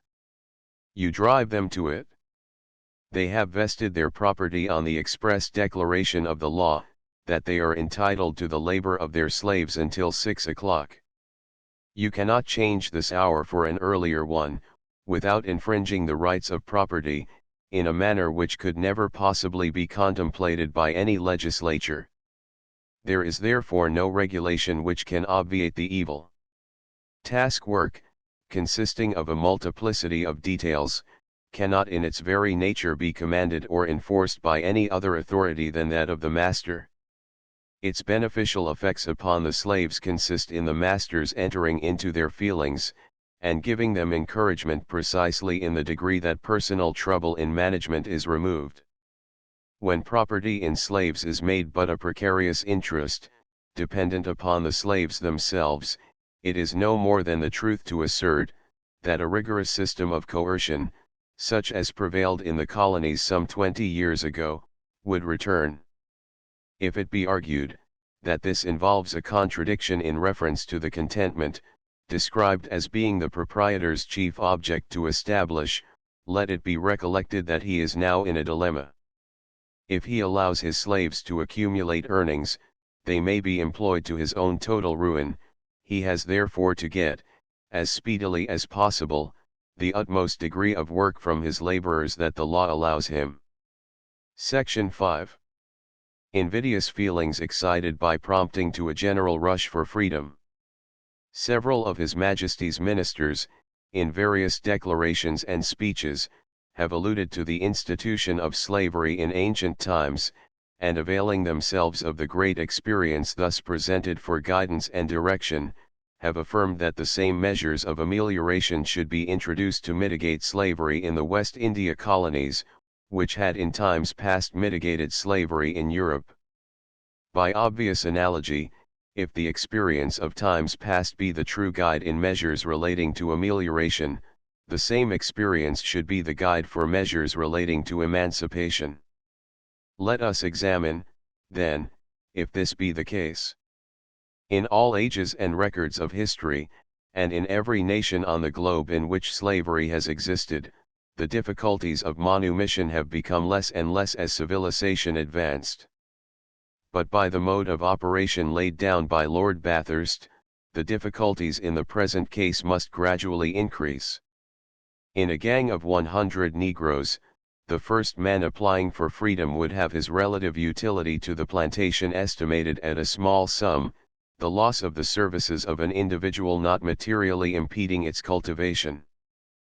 But if 30 or 40 men were to be abstracted from the estate, the sum to be assessed as relative utility must rise in a rapidly increased ratio, the remaining hands being wholly incompetent to render the fixed capital productive. Supposing, then, the measure to possess an executory principle. In the first year, according to its projectors, a man might procure his freedom at 100 L. At the end of the second year, a man of precisely the same capabilities and abstract value would find the price of manumission risen to 150 L. At the end of the third year it might rise to 200 L, and so on, progressively, until it mounted to 500 L, or a still higher sum. This is the operation consequent on the terms employed by Earl Bathurst, and subsequently, indeed, explicitly avowed by him, to illustrate the measure. It has been considered, and repeatedly declared by His Majesty's ministers, that a progressive amelioration in the condition of the slaves, the diffusion of moral instruction, the just appreciation of the blessings of a pure religion, and a gradual reformation in manners and opinions, should continue to exercise their salutary influence, until slavery insensibly glided into freedom. Yet compulsory manumission proceeds in express contradiction to this principle. It teaches the slave, that the sooner he demands his freedom the easier it will be for him to succeed. It discourages the idea of delaying till the morals be improved by instruction, and it urges him to rush forward at once by the most expeditious course, by teaching him, that those only who delay incur the danger of disappointment. The public at large have been harangued about the gradual operation of the measure. What will be their surprise when they understand, that the meaning of such gradual operation simply is, that the difficulties in attaining the object sought should become greater by degrees instead of less. It is, indeed, a notable specimen of legislation, to announce to the slaves now that you are ignorant, you may procure your freedom for 100 L, but some years hence, when you have improved by instruction, you will have to pay 5 times as much. Under such excitements, a measure which works on the predominant passions of men, awakening in them mutual feelings of envy and distrust, prompting each to take advantage of his fellow, and universally forestalling the fruits of civilization, must be utterly incompatible with the well-being of the slave. Who, therefore, can maintain, all the circumstances enumerated in the foregoing sections taken in conjunction, that compulsory manumission is in conformity with the resolution of Parliament. Chapter V. Safety of the Colonies Endangered. The correspondence of Mr. Canning with Mr. Gallatin, lately published, evinces plainly the importance which is attached to our transatlantic possessions. It cannot be supposed that a minister of state will hold one tone to a foreign power, and a different one to ourselves. It is on occasions of public diplomacy, when our own policy is opposed to that of the great rising Republic of America, that the full swell of public opinion makes known the extent of interest felt by the British nation towards her colonies. The love of dominion is natural to mankind, and few like to lose what they have once possessed, but, with the reflecting part of the nation, this feeling is strengthened by the consciousness that slavery itself will be promoted by the destruction of the British colonies. Foreign nations will take up what we abandon, and if we are still to consume sugar, the state of the continental markets proves to a demonstration that that consumption will be supplied by slave labor, and not by free labor from either east or west. Hence the safety of the colonies not only affects the dignity of His Majesty's Crown, which ministers have sworn to uphold, but it combines every consideration on this question which can influence the conduct of an independent member of the legislature. If, then, there ever was a measure which involved a dilemma, it is that of compulsory manumission. It must either be operative, or, from the restrictions with which it is fenced, it must be inoperative. Let us view it in both ways. Section 1. Cultivation superseded. It is almost unnecessary to remark, that the nature of the colonial system assumes the production in the colonies of commodities possessing exchangeable value, to be transported to the mother country for sale, and tending, in the various relations of their transport, to promote and invigorate the national commerce. but if the Negroes free themselves in the manner proposed, this commerce must cease. The writer of the remarks has made one acknowledgment which greatly abridges the necessity for argument or examination on this head. He says, that no instance has yet occurred of free Negroes working steadily for hire in the field, in the British colonies, and that it is not to be expected that they will so work, until their physical wants have been augmented. Now it has been shown, in the first section of the preceding chapter, that those wants, instead of being augmented, or even established, are effectually checked by the new measure. If there could be, in the first instance, a hope that cultivation might hereafter be conducted by free laborers, it is destroyed in its bud, and precisely in the degree that the Negroes are freed, will the value of the colonies decline. Political economy is now the fashion. All who are connected with the legislature, or who take a part in public affairs, are anxious to display their proficiency in this science. Without further comment, an appeal is made to them to pronounce, on weighing well the reasoning referred to, if profitable cultivation in the colonies will not be superseded. What, then, would be the object of protecting those colonies? They would virtually be lost to this country, in express contradiction to the declared policy of the legislature. Section 2. Rebellion instigated.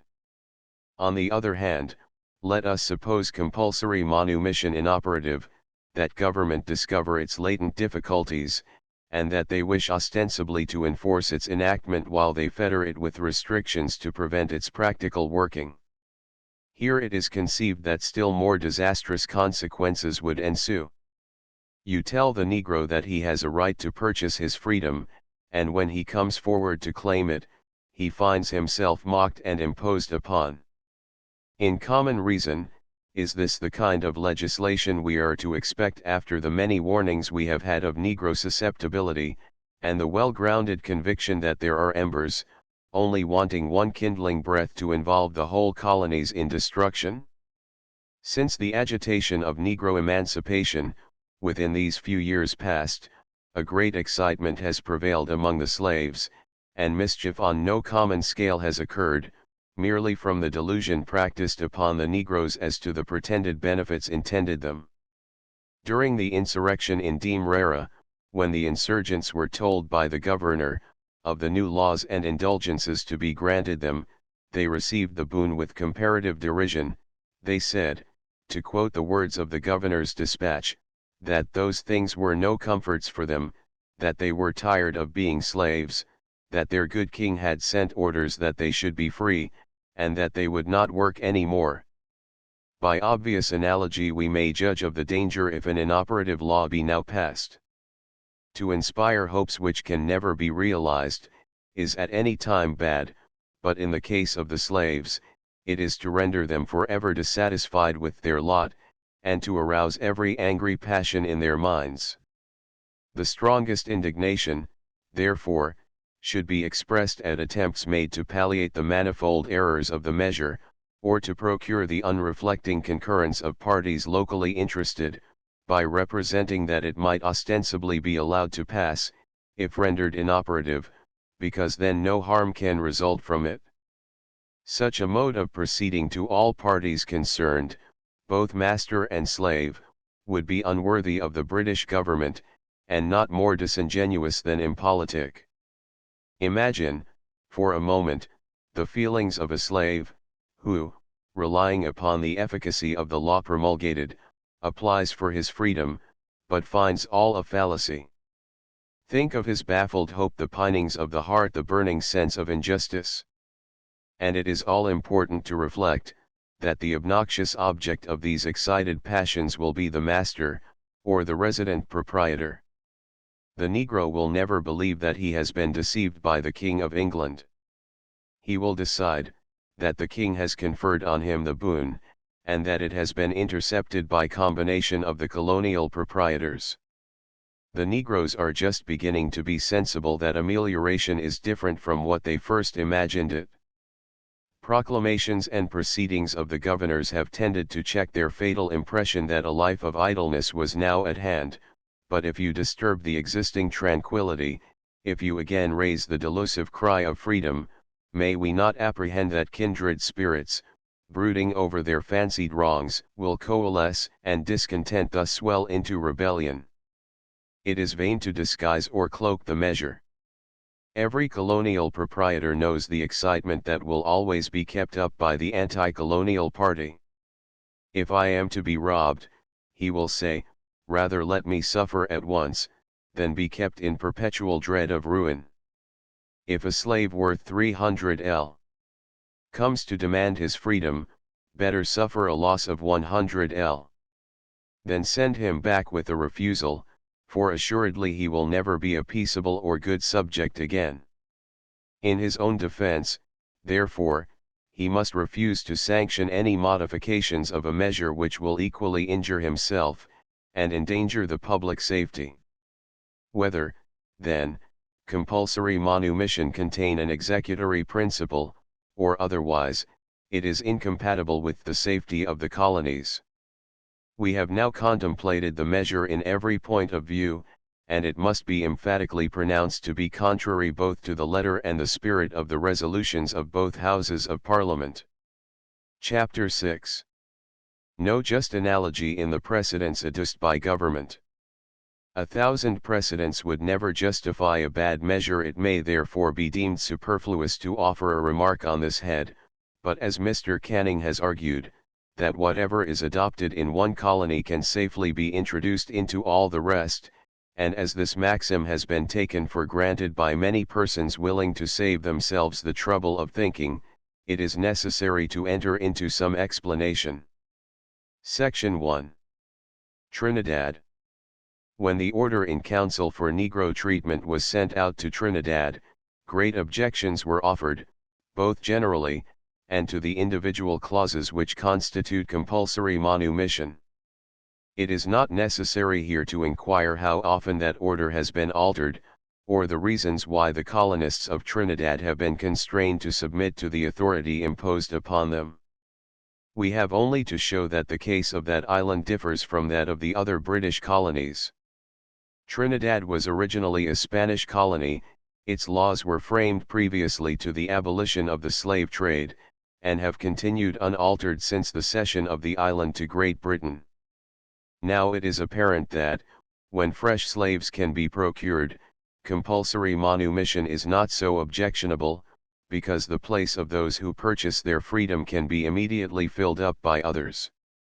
It has consequently been considered that, while the slave trade was in active operation in the Spanish colonies, the practice of manumission was encouraged, as increasing the means of preventing insurrection.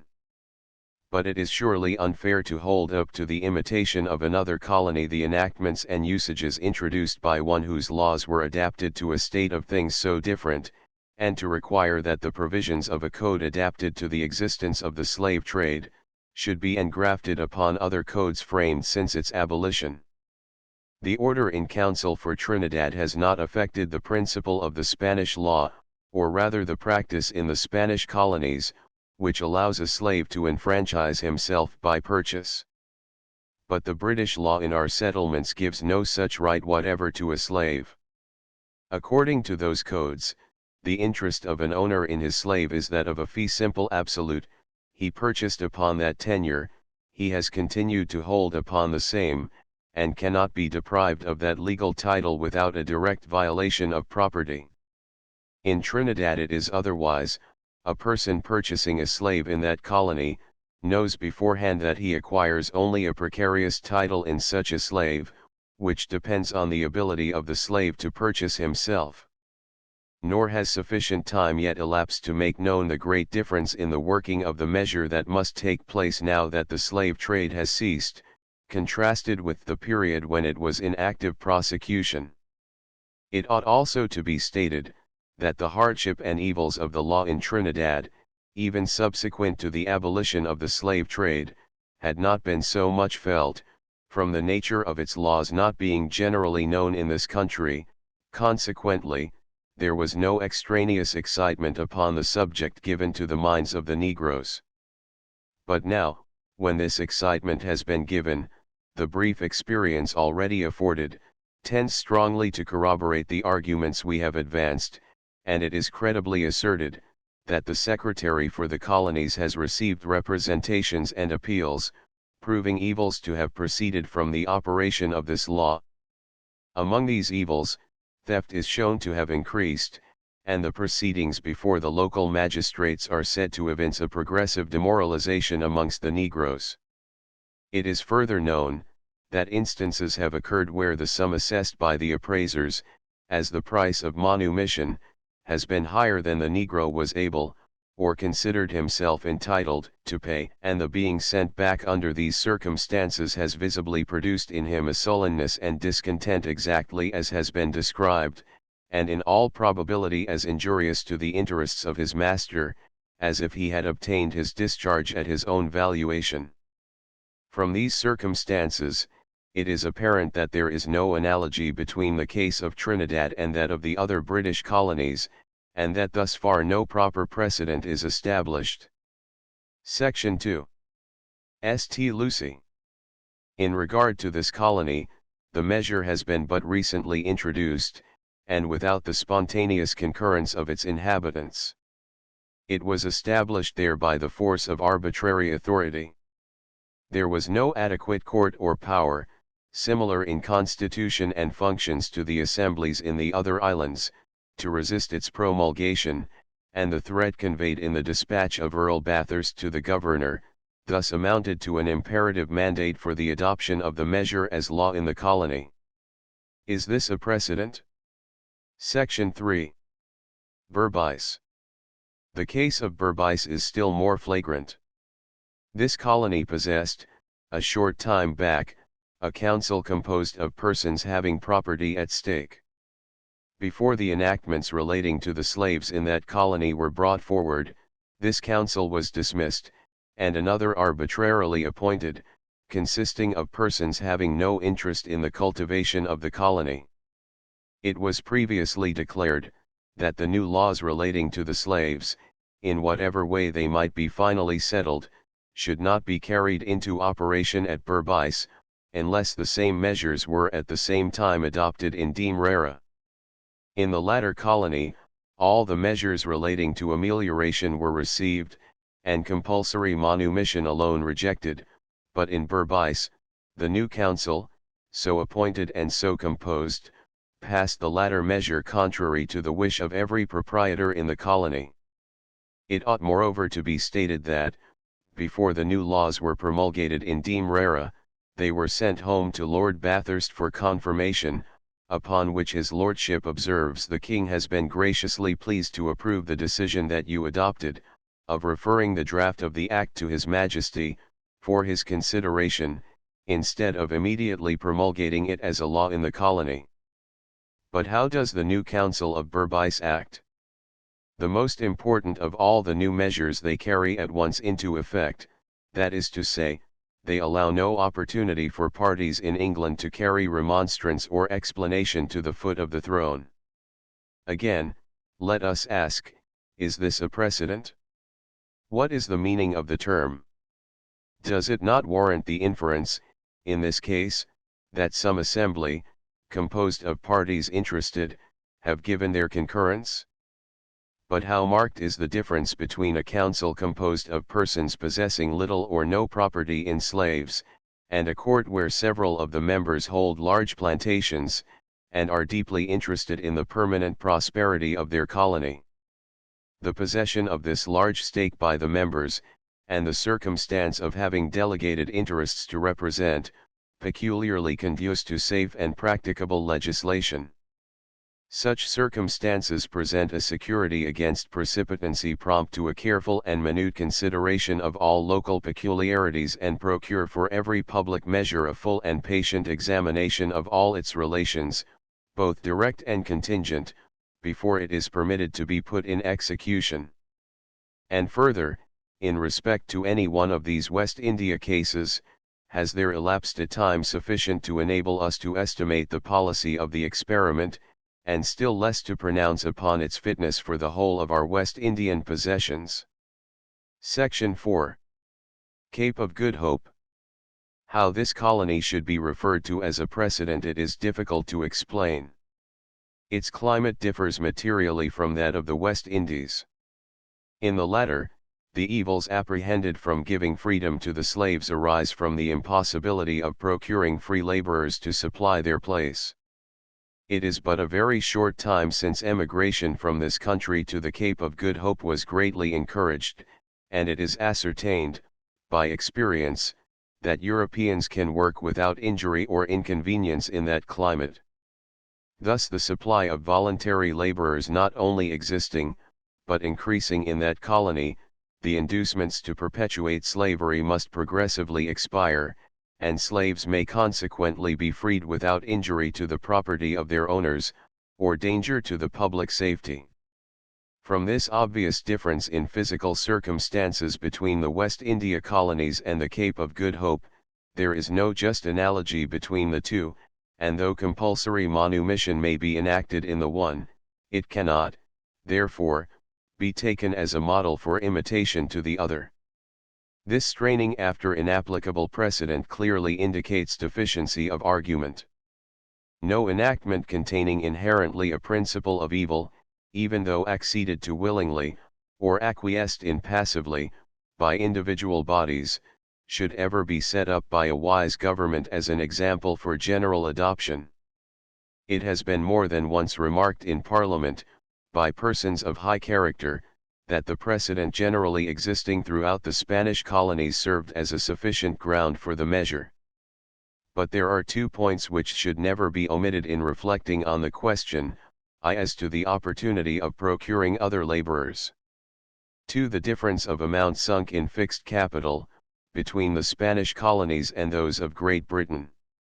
In regard to the first, fresh laborers can be procured in the Spanish colonies, but cannot in the British, and in regard to the second, there must surely be some difference in the working of a measure when the amount of capital to be withdrawn varies in the proportion of 20,000 L.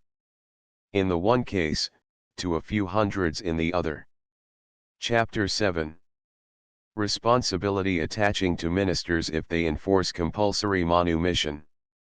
Whoever notices the levity of manner with which this question is treated, would imagine that our Constitution had undergone a change, and that His Majesty's advisers were relieved from responsibility for the acts of the executive. On any occasion it is a rash step to counsel the Crown to important measures before a full investigation has been instituted.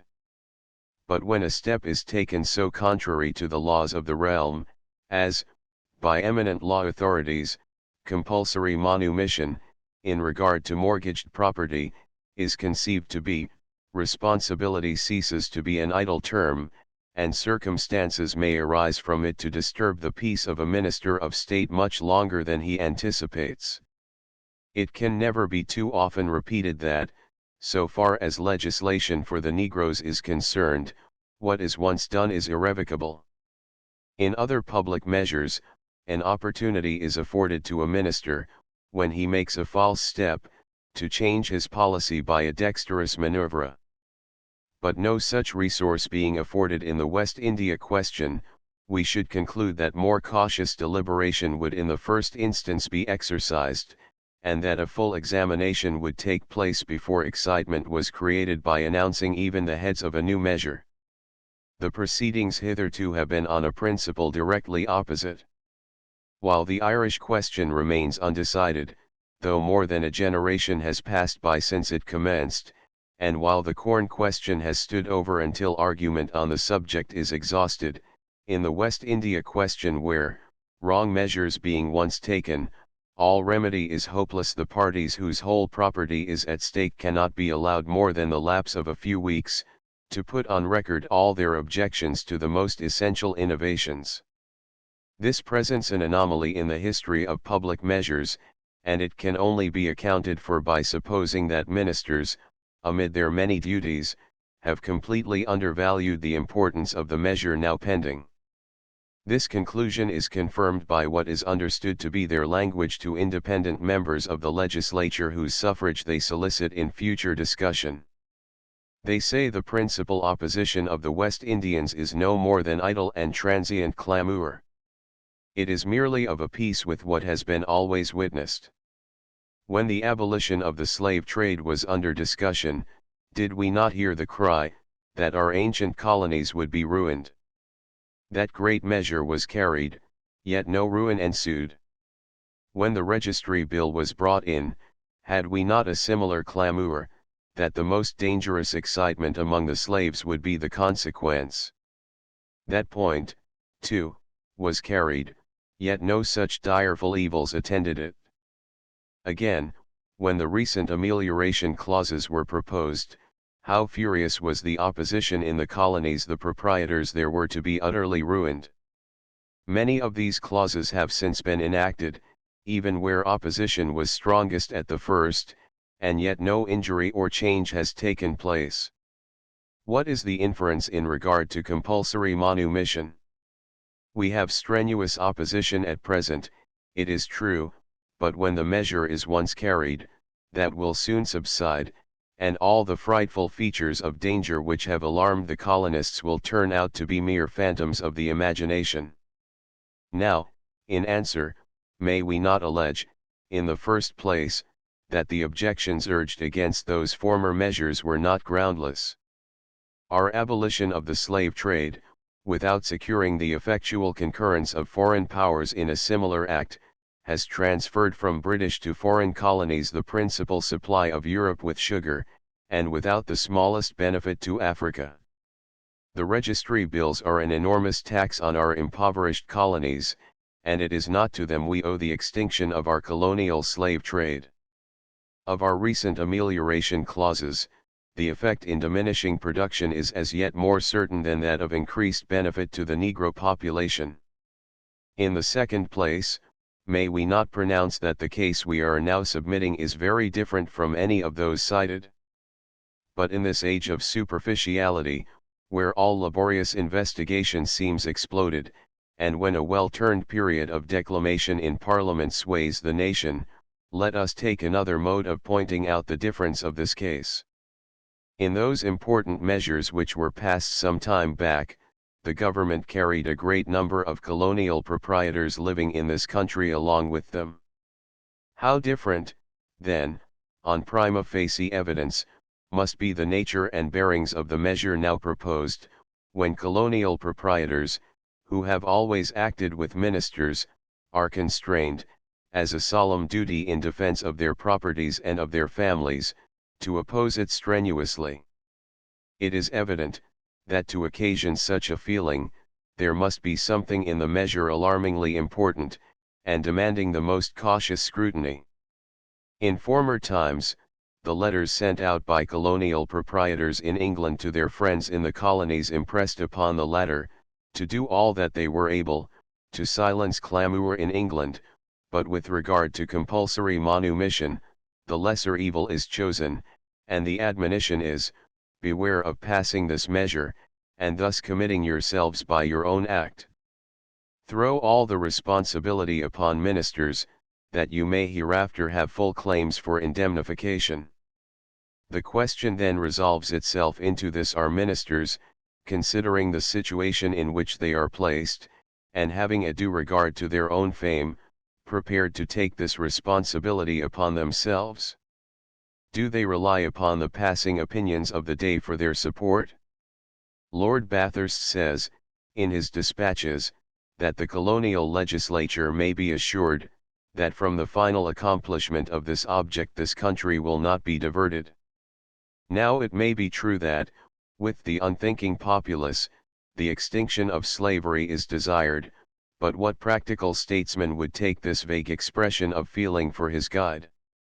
It may safely be affirmed, that the intelligent portion of the community are aware of the difficulties, and expect from government, not what is theoretically to be desired, but what is practically and wisely attainable.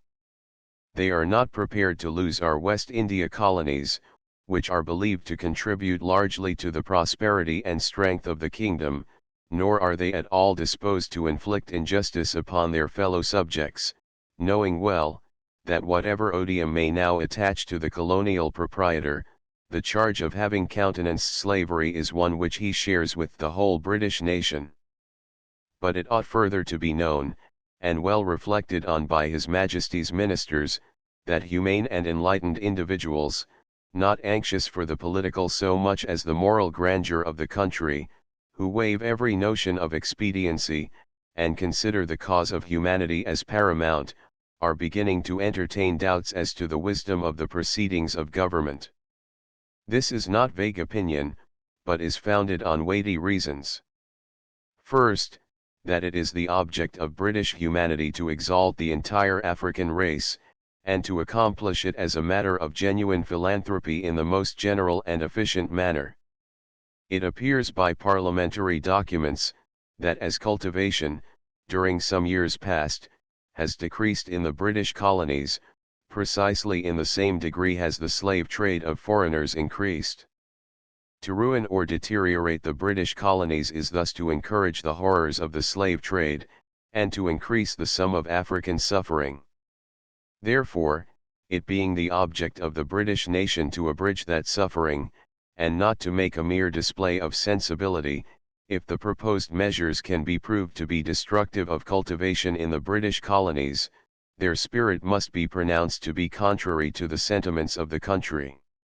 And, secondly, that having long since committed the crime of transporting the Negroes to our West India colonies, it is expected by the British nation, that the welfare of future generations will be contemplated, and that, hereafter, a black society may be witnessed, possessing in itself the attributes, moral, intellectual, and political, of a civilized people.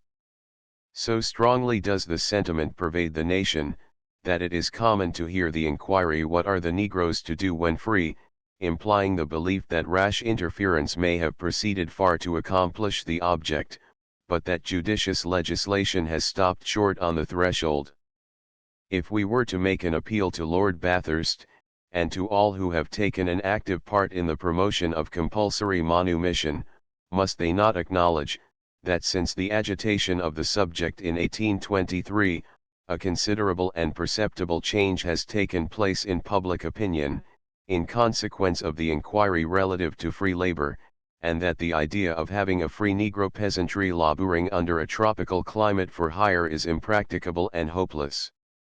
Does not, then, the whole question depend on free labor?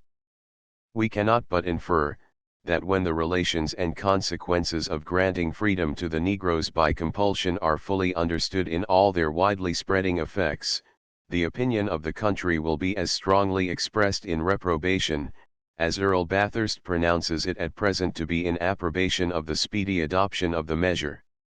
Without any disrespect it may be stated, that some of our ministers, who are upborne by the current of public applause, have had sufficient experience of the fickleness of popularity. Let us recall to mind the wise precept of Mr. Canning in 1819: speak not the will of the populace, but consult their benefit. We appeal to each member of Parliament to further this counsel. The question of Negro emancipation is virtually before them. It is conceived, by all those whose properties are at stake, to be presented in its most objectionable form, and they unanimously oppose it. Before deciding on the subject, let every member reflect on the sentiments of two of our greatest statesmen. Mr. Pitt, in every discussion in which Negro emancipation was agitated, pronounced, that it was an act which must flow from the master alone. When that presiding genius of the country's commercial greatness was no more, when Mr. Fox had coalesced with Lord Grenville, and above all, when the whole anti-colonial party, with Mr. Wilberforce at its head, had joined his ranks, Mr. Fox, in the full tide of his popularity and his power, declared that the idea of an Act of Parliament to emancipate the slaves in the West Indies, without the consent and concurrent feeling of all parties concerned, both in this country and in that, would not only be mischievous in its consequences, but totally extravagant in its conception, as well as impracticable in its execution. The End. London, printed by W. Clowes, Stamford Street. Transcribers note obvious typographical and punctuation errors have been corrected after careful comparison with other occurrences within the text and consultation of external sources. Some hyphens in words have been silently removed, example West India and West Indian, and added, example sugar plantation and sugar estate, when a predominant preference was found in the original book. Except for those changes noted below, all misspellings and inconsistent or archaic usage in the text have been retained. Page 3, particular acts emanate replaced by particular acts emanate. Page 63, announced to the slaves replaced by announced to the slaves. End of the Project Gutenberg ebook compulsory manumission. Updated editions will replace the previous one. The old editions will be renamed. Creating the works from print editions not protected by U.S. copyright law means that no one owns a United States copyright in these works, so the Foundation, and you, can copy and distribute it in the United States without permission and without paying copyright royalties. Special rules, set forth in the general terms of use part of this license, apply to copying and distributing Project Gutenberg trademark electronic works to protect the Project Gutenberg trademark concept and trademark. Project Gutenberg is a registered trademark, and may not be used if you charge for an ebook, except by following the terms of the trademark license, including paying royalties for use of the Project Gutenberg trademark. If you do not charge anything for copies of this ebook, complying with the trademark license is very easy. You may use this ebook for nearly any purpose such as creation of derivative works, reports, performances, and research. Project Gutenberg ebooks may be modified and printed and given away. You may do practically anything in the United States with ebooks not protected by U.S. copyright law. Redistribution is subject to the trademark license, especially commercial redistribution. Start, full license. The full Project Gutenberg license. Please read this before you distribute or use this work to protect the Project Gutenberg trademark mission of promoting the free distribution of electronic works, by using or distributing this work, or any other work associated in any way with the phrase Project Gutenberg. You agree to comply with all the terms of the full Project Gutenberg trademark license available with this file or online at www.gutenberg.org/license. Section 1. General Terms of Use and Redistributing Project Gutenberg Trademark Electronic Works 1.a. By reading or using any part of this Project Gutenberg trademark electronic work, you indicate that you have read, understand, agree to and accept all the terms of this license and intellectual property, trademark/copyright, agreement. If you do not agree to abide by all the terms of this agreement, you must cease using and return or destroy all copies of Project Gutenberg trademark electronic works in your possession. If you paid a fee for obtaining a copy of or access to a Project Gutenberg trademark electronic work and you do not agree to be bound by the terms of this agreement, you may obtain a refund from the person or entity to whom you paid the fee as set forth in paragraph 1.e.8. 1.b. Project Gutenberg is a registered trademark.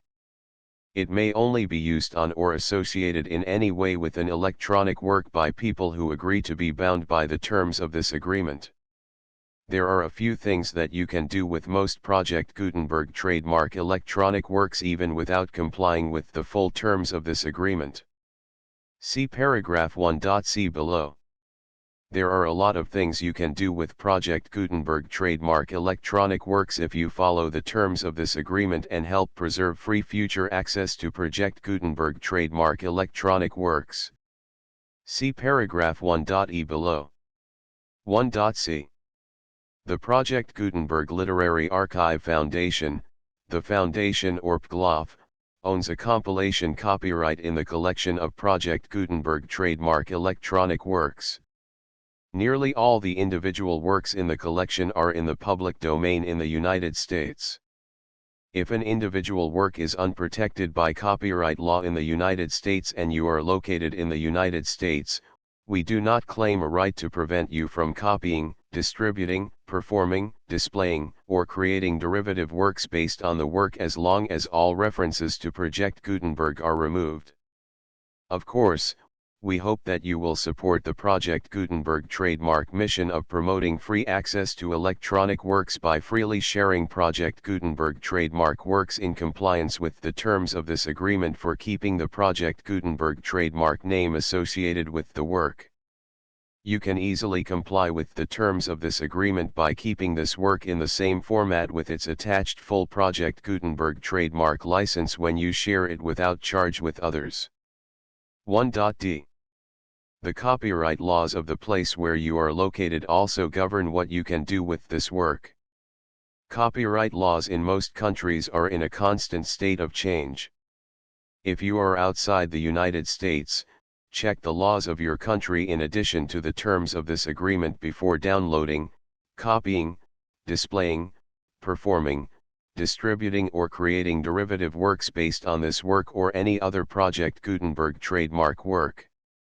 The Foundation makes no representations concerning the copyright status of any work in any country other than the United States. 1.e Unless you have removed all references to Project Gutenberg, 1.e.1. The following sentence, with active links to, or other immediate access to, the full Project Gutenberg trademark license must appear prominently whenever any copy of a Project Gutenberg trademark work, any work on which the phrase Project Gutenberg appears, or with which the phrase Project Gutenberg is associated, is accessed, displayed, performed, viewed, copied or distributed. This ebook is for the use of anyone anywhere in the United States and most other parts of the world at no cost and with almost no restrictions whatsoever. You may copy it, give it away or reuse it under the terms of the Project Gutenberg license included with this ebook or online at www.gutenberg.org. If you are not located in the United States, you will have to check the laws of the country where you are located before using this ebook. 1.e.2. If an individual Project Gutenberg trademark electronic work is derived from texts not protected by U.S. copyright law, does not contain a notice indicating that it is posted with permission of the copyright holder, the work can be copied and distributed to anyone in the United States without paying any fees or charges. If you are redistributing or providing access to a work with the phrase Project Gutenberg associated with or appearing on the work, you must comply either with the requirements of paragraphs 1.e.1 through 1.e.7 or obtain permission for the use of the work and the Project Gutenberg trademark as set forth in paragraphs 1.e.8 or 1.e.9. 1.e.3. If an individual Project Gutenberg trademark electronic work is posted with the permission of the copyright holder, your use and distribution must comply with both paragraphs 1.e.1 through 1.e.7 and any additional terms imposed by the copyright holder. Additional terms will be linked to the Project Gutenberg trademark license for all works posted with the permission of the copyright holder found at the beginning of this work. 1.e.4. Do not unlink or detach or remove the full Project Gutenberg trademark license terms from this work, or any files containing a part of this work or any other work associated with Project Gutenberg trademark. 1.e.5. Do not copy, display, perform, distribute or redistribute this electronic work, or any part of this electronic work, without prominently displaying the sentence set forth in paragraph 1.e.1 with active links or immediate access to the full terms of the Project Gutenberg trademark license. 1.e.6. You may convert to and distribute this work in any binary, compressed, marked up, non-proprietary or proprietary form, including any word processing or hypertext form. However, If you provide access to or distribute copies of a Project Gutenberg trademark work in a format other than plain vanilla ASCII or other format used in the official version posted on the official Project Gutenberg trademark website, www.gutenberg.org, you must, at no additional cost, fee, or expense to the user, provide a copy, a means of exporting a copy, or a means of obtaining a copy upon request, of the work in its original plain vanilla ASCII or other form. Any alternate format must include the full Project Gutenberg trademark license as specified in paragraph 1.e.1. 1.e.7. Do not charge a fee for access to, viewing, displaying, performing, copying or distributing any Project Gutenberg trademark works unless you comply with paragraph 1.e.8 or 1.e.9. 1.e.8. You may charge a reasonable fee for copies of or providing access to or distributing Project Gutenberg trademark electronic works provided that, you pay a royalty fee of 20% of the gross profits you derive from the use of Project Gutenberg trademark works calculated using the method you already use to calculate your applicable taxes. The fee is owed to the owner of the Project Gutenberg trademark, but he has agreed to donate royalties under this paragraph to the Project Gutenberg Literary Archive Foundation. Royalty payments must be paid within 60 days following each date on which you prepare, or are legally required to prepare, your periodic tax returns. Royalty payments should be clearly marked as such and sent to the Project Gutenberg Literary Archive Foundation at the address specified in Section 4, Information about donations to the Project Gutenberg Literary Archive Foundation. You provide a full refund of any money paid by a user who notifies you in writing, or by email, within 30 days of receipt that he does not agree to the terms of the full Project Gutenberg trademark license.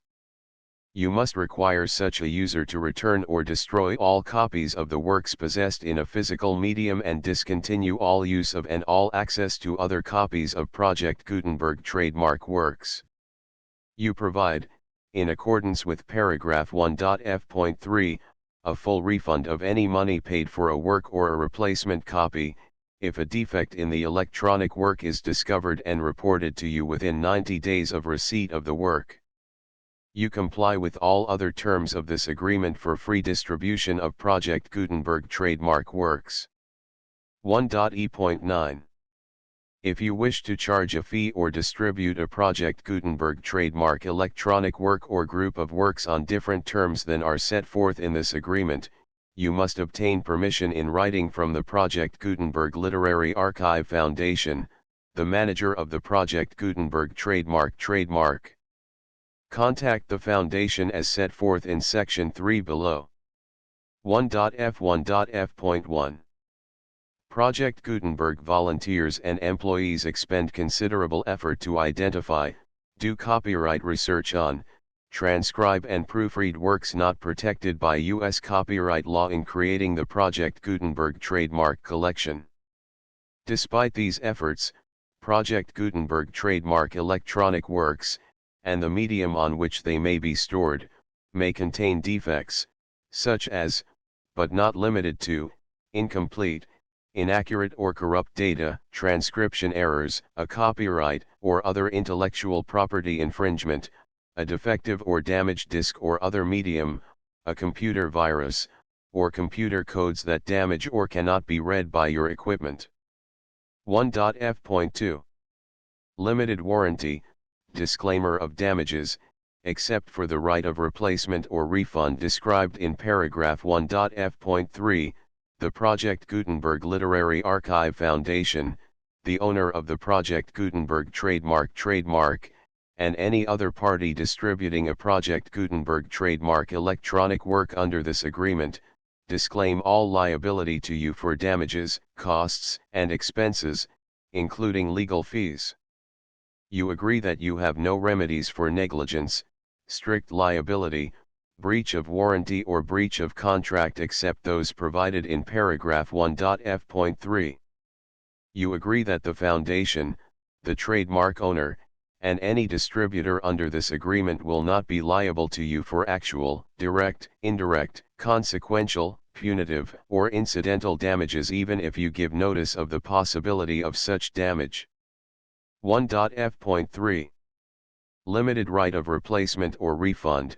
If you discover a defect in this electronic work within 90 days of receiving it, you can receive a refund of the money, if any, you paid for it by sending a written explanation to the person you received the work from. If you received the work on a physical medium, you must return the medium with your written explanation. The person or entity that provided you with the defective work may elect to provide a replacement copy in lieu of a refund. If you received the work electronically, the person or entity providing it to you may choose to give you a second opportunity to receive the work electronically in lieu of a refund. If the second copy is also defective, you may demand a refund in writing without further opportunities to fix the problem. 1.f.4 Except for the limited right of replacement or refund set forth in paragraph 1.f.3, this work is provided to you as is, with no other warranties of any kind, express or implied, including but not limited to warranties of merchantability or fitness for any purpose.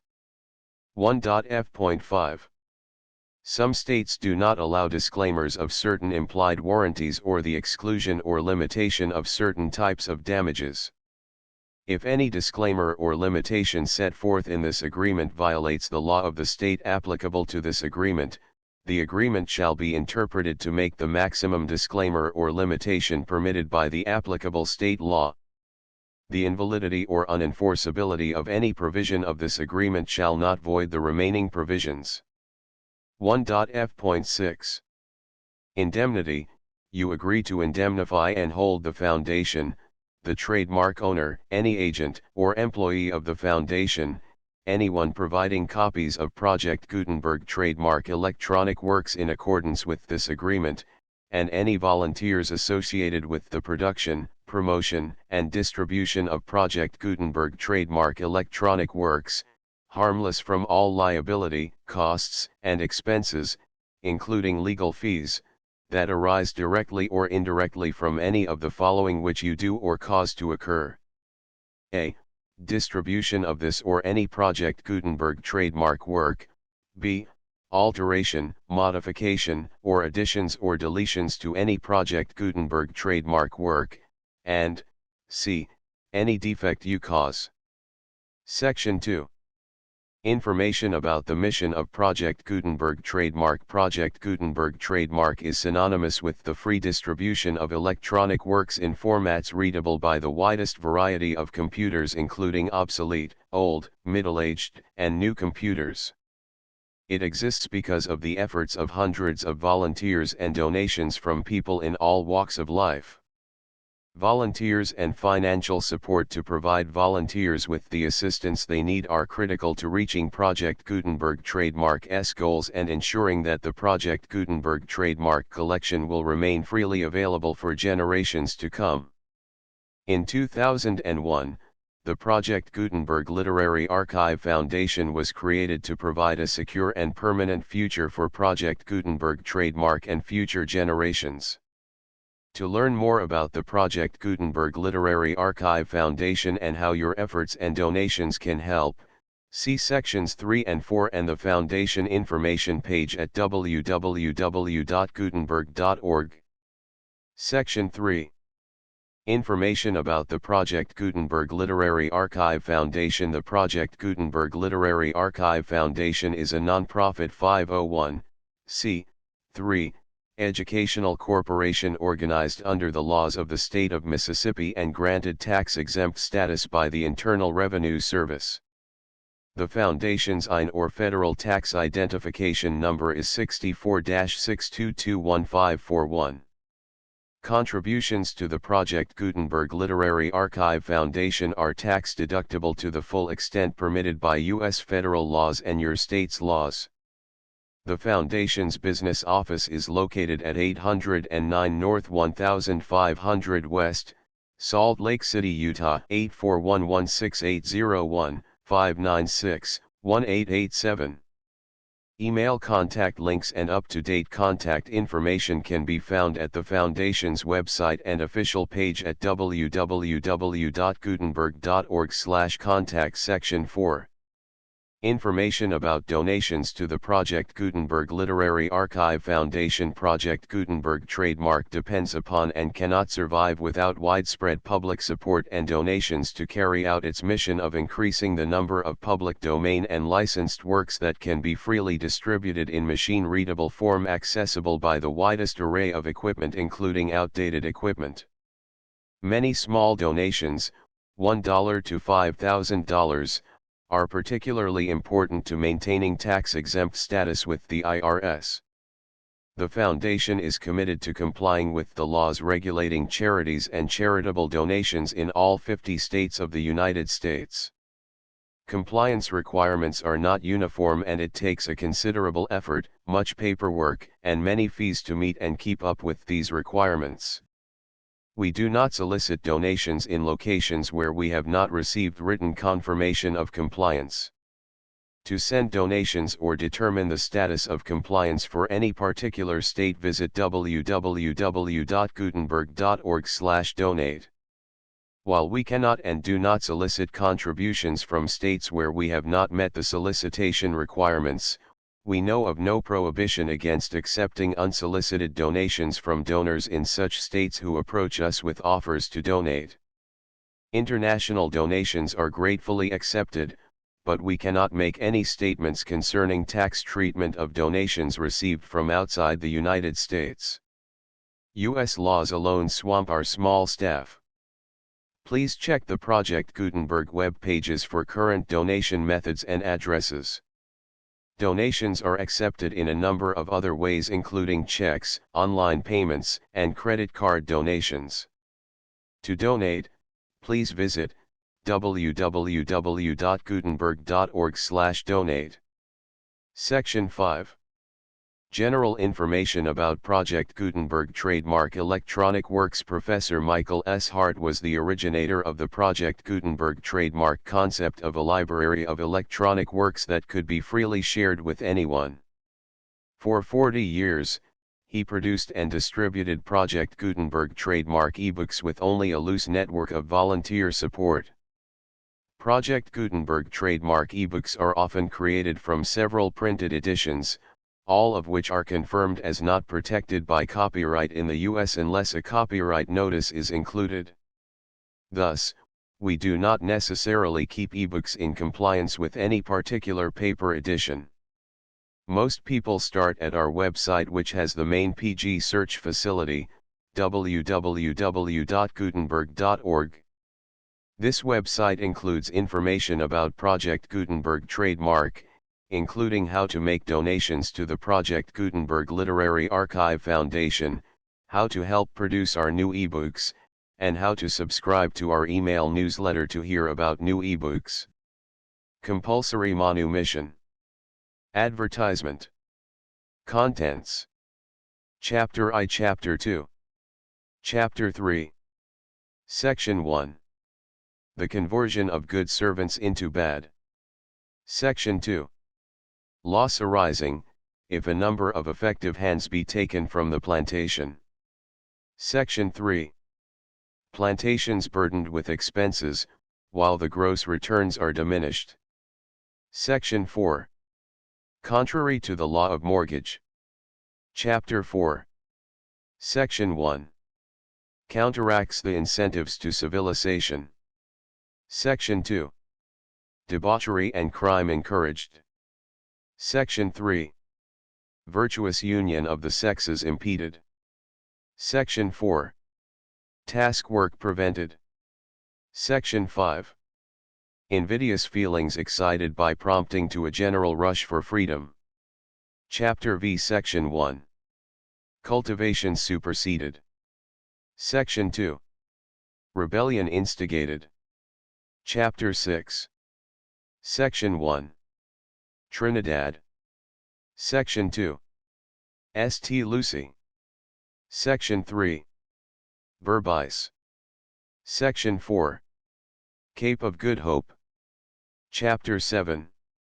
The full Project Gutenberg license V67123456789101112131415 16 17 18 19 20 21 22 23 24 25 26 27 28 29 30 31 32 34 35 36 37 38 39 40 41 42 43 45 56